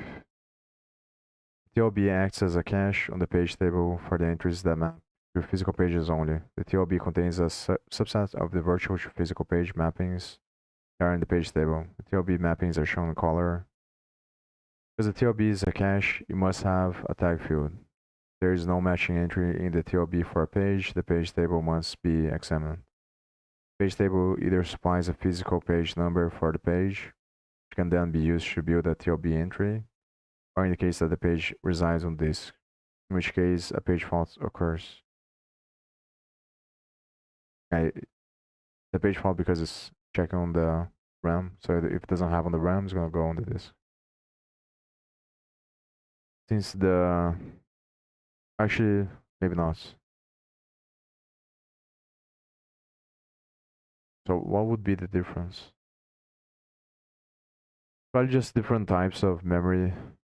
Not sure if it's referring. I think when it says physical memory here is referring to the RAM, and the disk is gonna be the actual disk, like the magnet disk.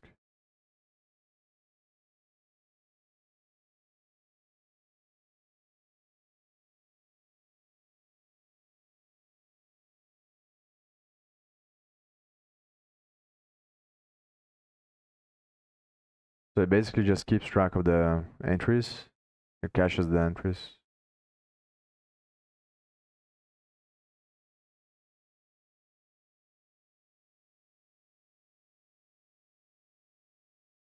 TLB mappings are shown color.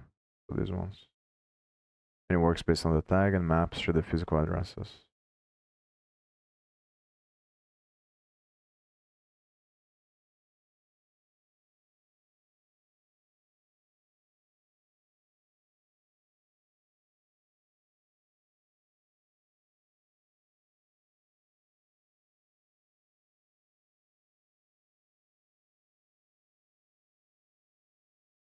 TLB and cache implement the process of going from a virtual address to a data item in the intrinsitive fast math. This figure shows the organization of the TLB and the data cache assuming a 4 kilobyte page size. This diagram focuses on a read. Describes how to handle writes. Not unlike figure 7.9 on page 486. Tag and data RAM are split by addressing the long and narrow data RAM. Index concatenated with the block offsets, like the desired word. The block revolves a 16 one multiplexer. The cache is direct mapped. TLB is fully associative. Implementing a fully associative TLB requires that every TLB tag be compared against the virtual page number.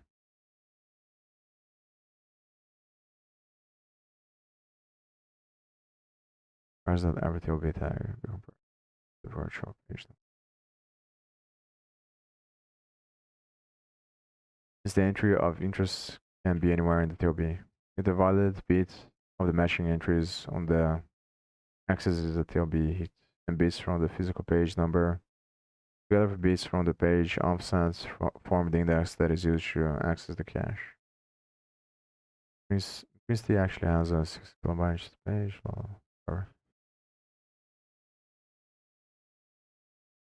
So this is the virtual address. Physical. There's mapping virtual to physical and using the tab. Yeah, the tab to see if it's.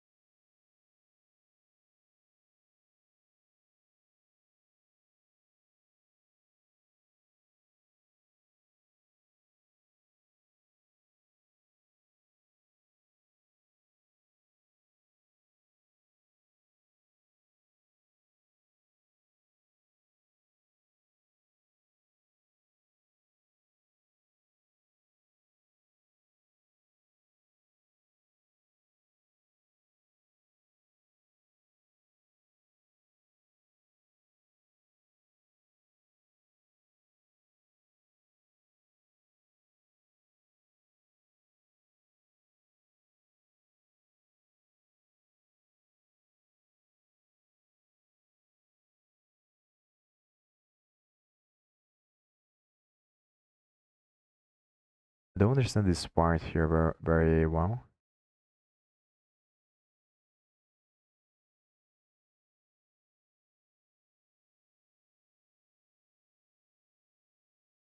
Now, whatever, I'm gonna go over the next one. It's confusing because it's obviously implying that the tag is gonna come from here, and it's gonna, if the tag exists here on the cache, then it's gonna, like this is gonna get the data is gonna either gonna be a control. It's probably gonna be a control signal that's actually other stuff that is gonna send the data based on the value or the index. But the part that is kind of weird is this one. Like, so why? How would it know if it hits or not on here? Doesn't make sense. I guess this is just connected to the data that or the cache, and not the actual data on the RAM. Maybe. So if it has on the tag, it's gonna send this data here. But it's still kind of confusing because obviously this is gonna happen after this. That's not sure how that works.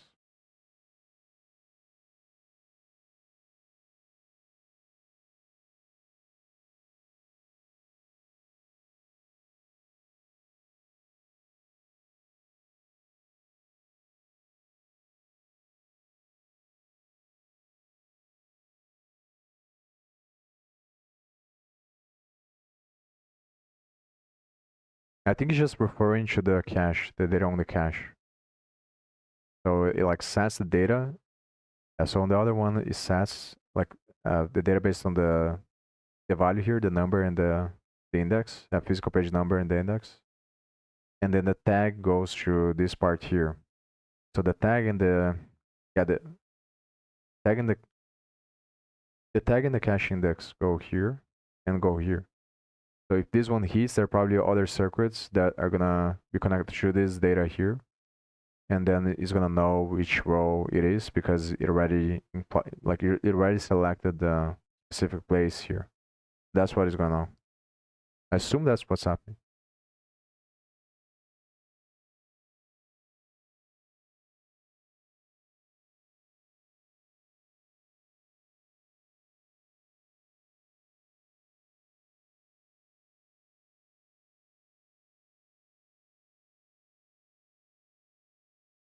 Yeah, so they are kind of separate. So if it's not a write, it's gonna try to read from this place here probably.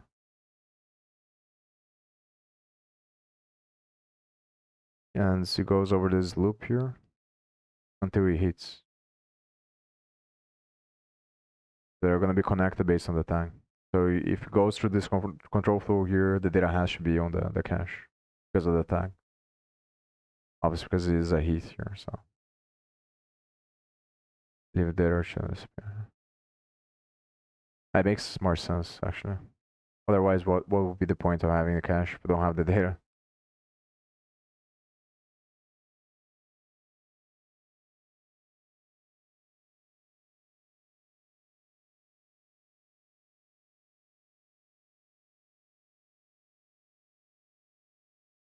Also, it flags as dirty after you change the data. Obviously, so that you have, not sure if coherence or consistency, because I know they are different. I think it's coherence, the one used here, because you don't want the cache. You want the cache to represent accurately what the data would be on the actual memory. So that's why it marks as dirty, I think. And the changes are probably based on a finite state machine as well, like everything else.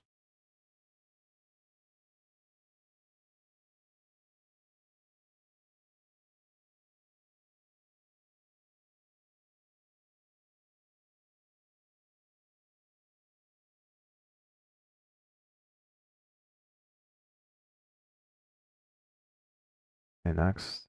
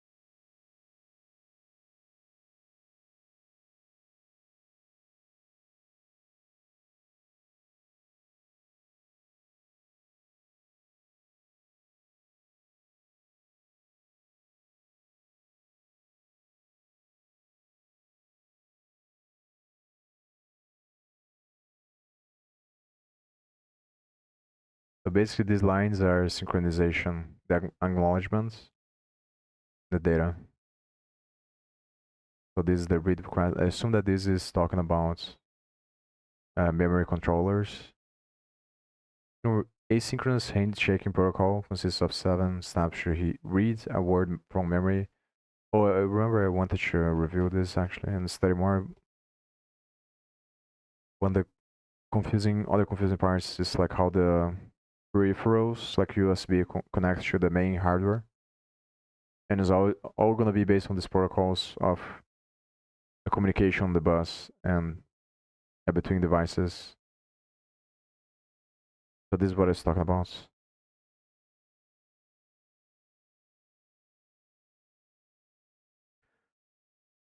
Handshake protocol consists of 7 steps to read a word from memory and receive it in an I/O device. The signals caller are those asserted by the I/O device, while the memory asserts the signal shown in black. So the signals in color are those asserted by the I/O device. So these ones.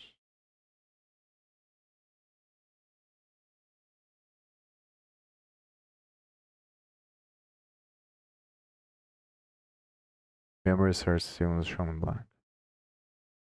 So the memory is the acknowledgements and the data writing. And this would be kind of like a clock cycle, read request. Symbol showing 2 lines high and low at the same time on the data lines indicates that the data lines have valid data at this point. The symbol indicates that the data is valid. The value is not known.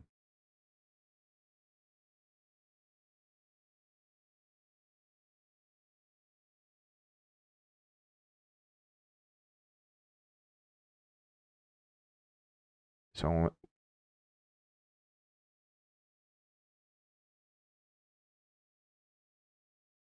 memory sees the red request line, reads the address from the data bus and raises acknowledge to indicate it has been seen.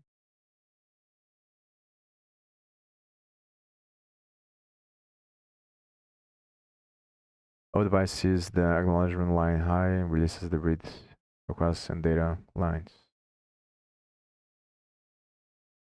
So this will be this step here.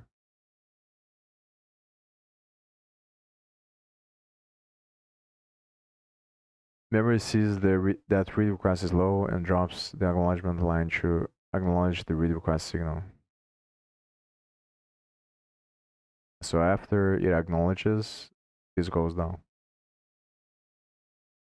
So it waits for the acknowledgement, I think.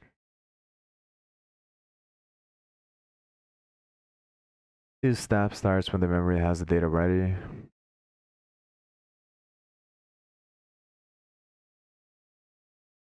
Places the data from the read request on the data lines and raises data ready. So it places the data here. Oh, place the data here.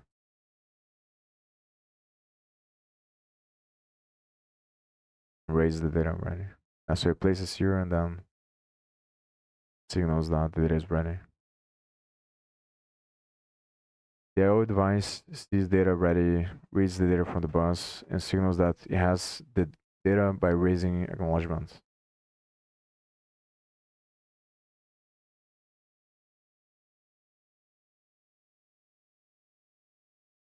So they're both using the acknowledge line to synchronize. This is also very confusing when it comes to communication between the 2 different computers. And there are some algorithms that they use in order to synchronize the clocks. Because obviously the clocks are going to be on different frequency from the different processes running. And they have to pass through the cable. So in order to make sure that you're getting the correct signal, there are some algorithms that they use to synchronize the clock when the signal comes. And there are several variations of these algorithms. Some of them, like they kind of merge the signal of the clock and the data on the same one. And then they decode on the other side based on frequencies. This part like is very confusing. And there are other protocols as well. Maybe I wrote this on another section here. I don't remember really well. I remember I watched a bunch of videos about this, but it was kind of difficult to understand.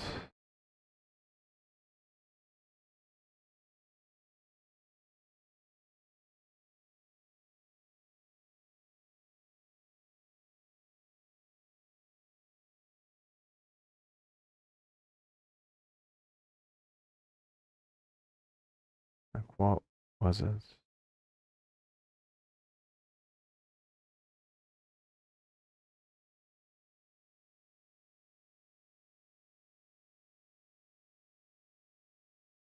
Or maybe I wrote down here actually.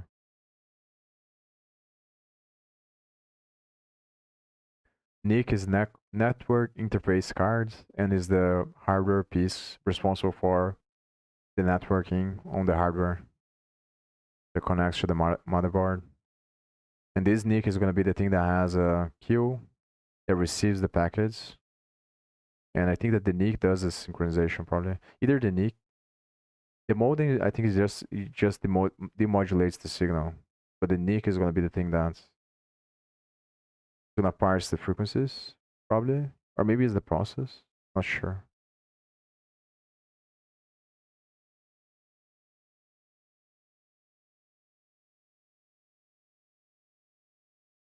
It has to be the NIC that decodes the clock cycle.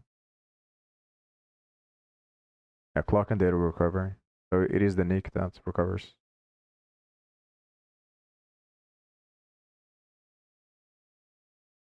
I think I wrote here the name.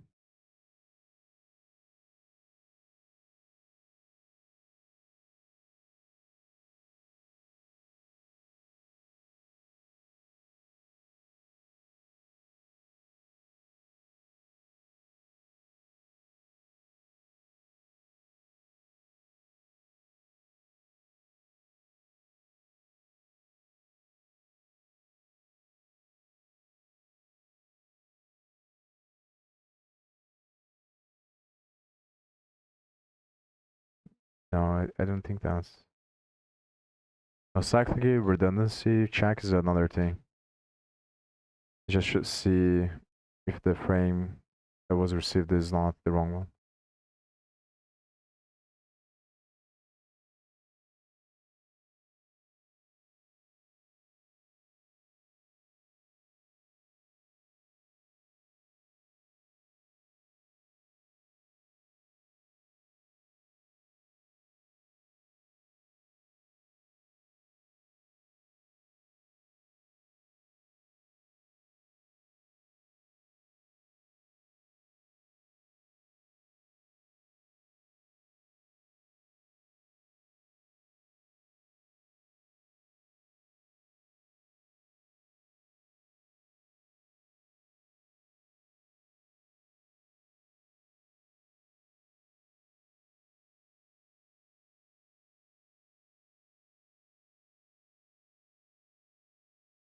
Not sure if this is the ones that I was thinking about. Or that I watched videos about.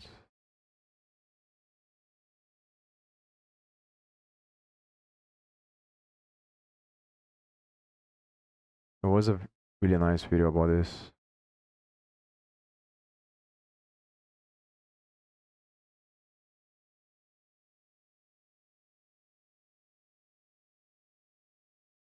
Maybe I'll watch this again.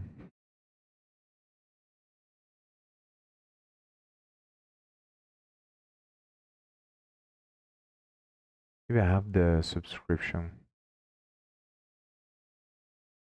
I think I subscribed to the guy, pretty sure, when I was watching these videos. Not sure why I didn't write down the name. As long as I have like a bunch of subscriptions.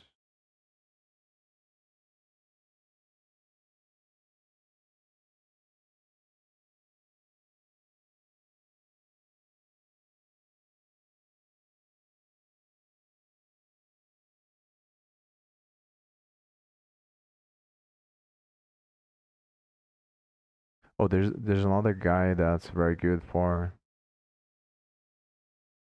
that PCB stuff. This is one of the best as well. This channel is very good. But again, the thing that is kind of confusing about the PCB is that they don't talk about it. At least I'm not sure if maybe it's because I don't understand very well. Like they show, it's like it's not the same thing. I think it's like it's very different. Like from the owner motive focus more a lot more on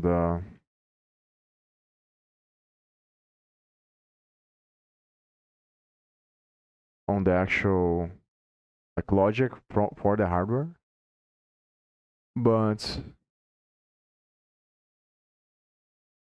like these videos, it feels like they don't talk about it in the same angle. So they are focusing a lot more on the like the manufacturing parts. So this is the thing that is kind of because it doesn't show. It's hard to think about like the PCB parts having in mind the actual logic of the hardware and how it connects everything with the manufacturer and everything else. We should know what is actually gonna go, what is actually going on the levels, the channels. Because when people, for example, when the owner talks about like the, I think he talks about the grounds only in the first lectures, but what is actually the ground on the hardware itself? Like how does that work on the circuit? That's those kinds of things are very hard to. I think both of these channels they're specialized on either one of the things and they don't bridge the gap. Let's see if I can find the other channel.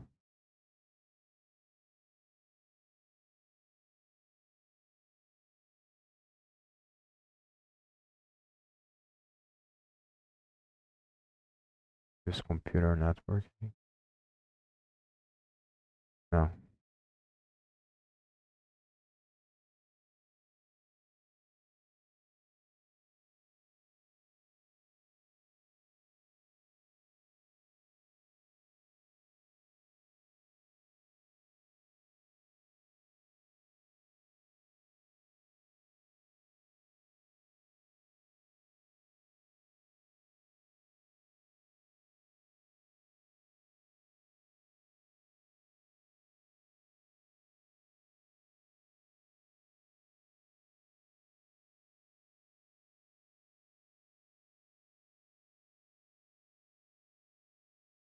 Yeah, I don't think I'm gonna find here.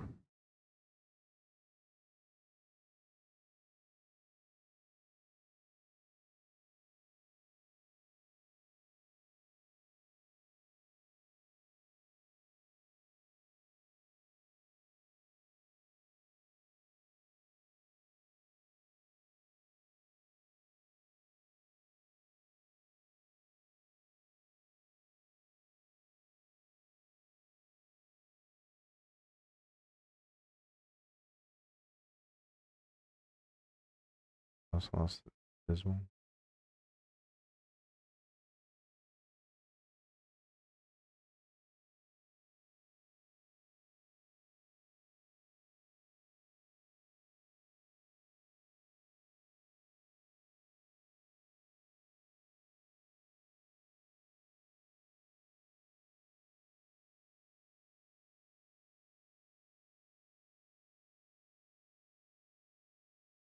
Maybe I didn't. I'm pretty sure I subscribed to him though.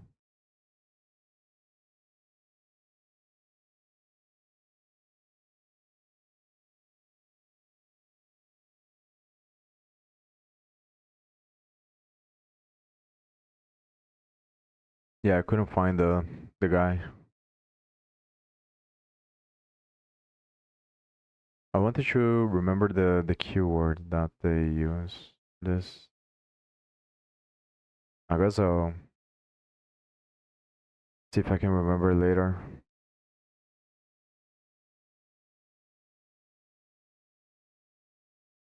I want to find the channel because his channel he shows very like well it describes very well the actual circuit and how it works to synchronize the clocks. but I think I have to remember the specific name of the algorithm.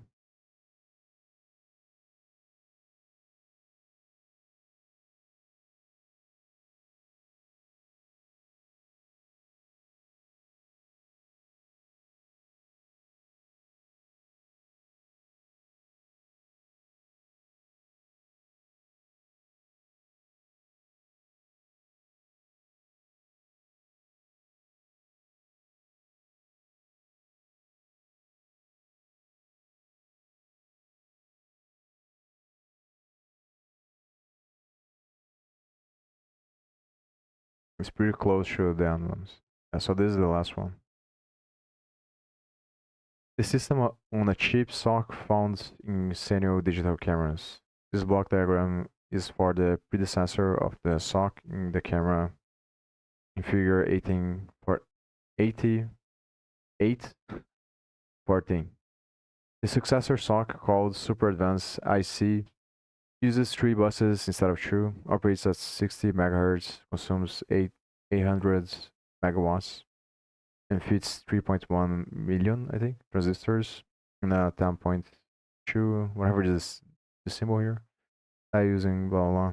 Note that this embedded system has twice as many transistors as the state-of-the-art high-performance microprocessor in the 90s, 1990. The sock in the figure is limited to processing blah blah, but it's, of course, yeah, whatever. So it has this channel, DTV, bridge. This URT here is some, when I start, like when I begin the exploration of the Verilog language to create the hardware simulation, the first example that I was working on is this, which is, I think it is a timer between components on the hardware. Kind of like a, actually it is like a clock. Oh, maybe I should search for this actually. Maybe these keywords. I'm not sure if URT, I think it is for passing data from one component to the other on the hardware. So you must have like the synchronization inside as well. Like must be a part of the thing, but maybe not actually, because it's like a lot simpler than sending data over the wire. I think maybe, yeah, it actually doesn't, because it's the same clock, so it doesn't make sense. But maybe I found, no, I think this is another guy.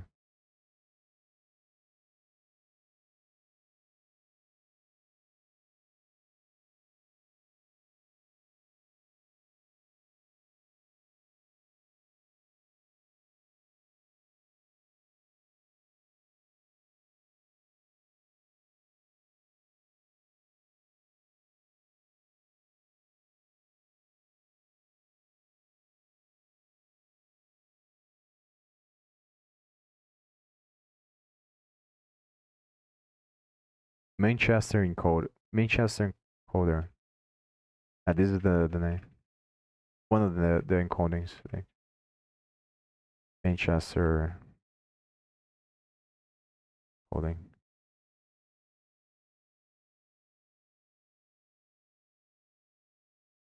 Oh, I found a clock recovery. So yeah, this is the video here. This is very good. So maybe I didn't remember the name actually. But this video is very good. I'm gonna watch it again. He talks about it shows the circuit, I think. I think from this one I couldn't understand very well. But this is another one of those things that is based on the nuance. So it's just like the floating points and the multiplication and stuff like that. That's like, it's not enough to learn once. You have to keep remembering, because so many details that you forget everything, which is kind of annoying.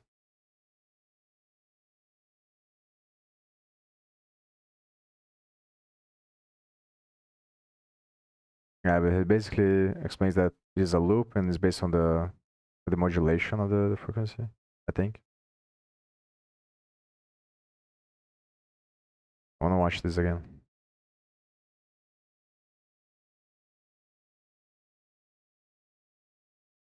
Yeah, so this is it for this one. I'm gonna stop here.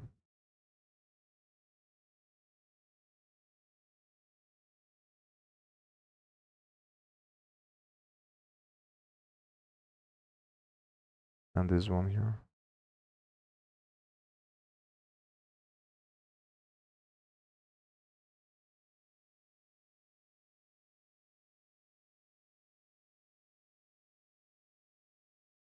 This one is talking about the latency.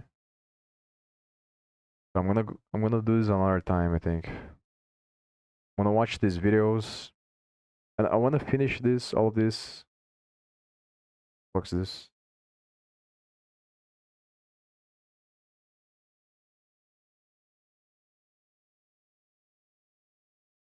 Okay, minimize my mistake. I wanna finish all of these resources here, but I'm gonna do it like this, I think probably. So from time to time review because of this thing that's like as I said, you need space repetition to remember. Even though I already watched everything, I think it's better to space out this thing so that I go into phases reviewing these resources. And I'm so probably not sure if next time that I stream, but I think I'm gonna do this on streams at some point as well. Just gonna go over all of them. And each time after I go, I'm gonna watch a bunch of videos as well to remember things.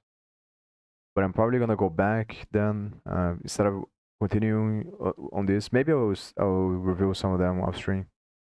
But I think I'm gonna go back to type theory and then like go back and forth between type theory and this to solidify everything. So yeah.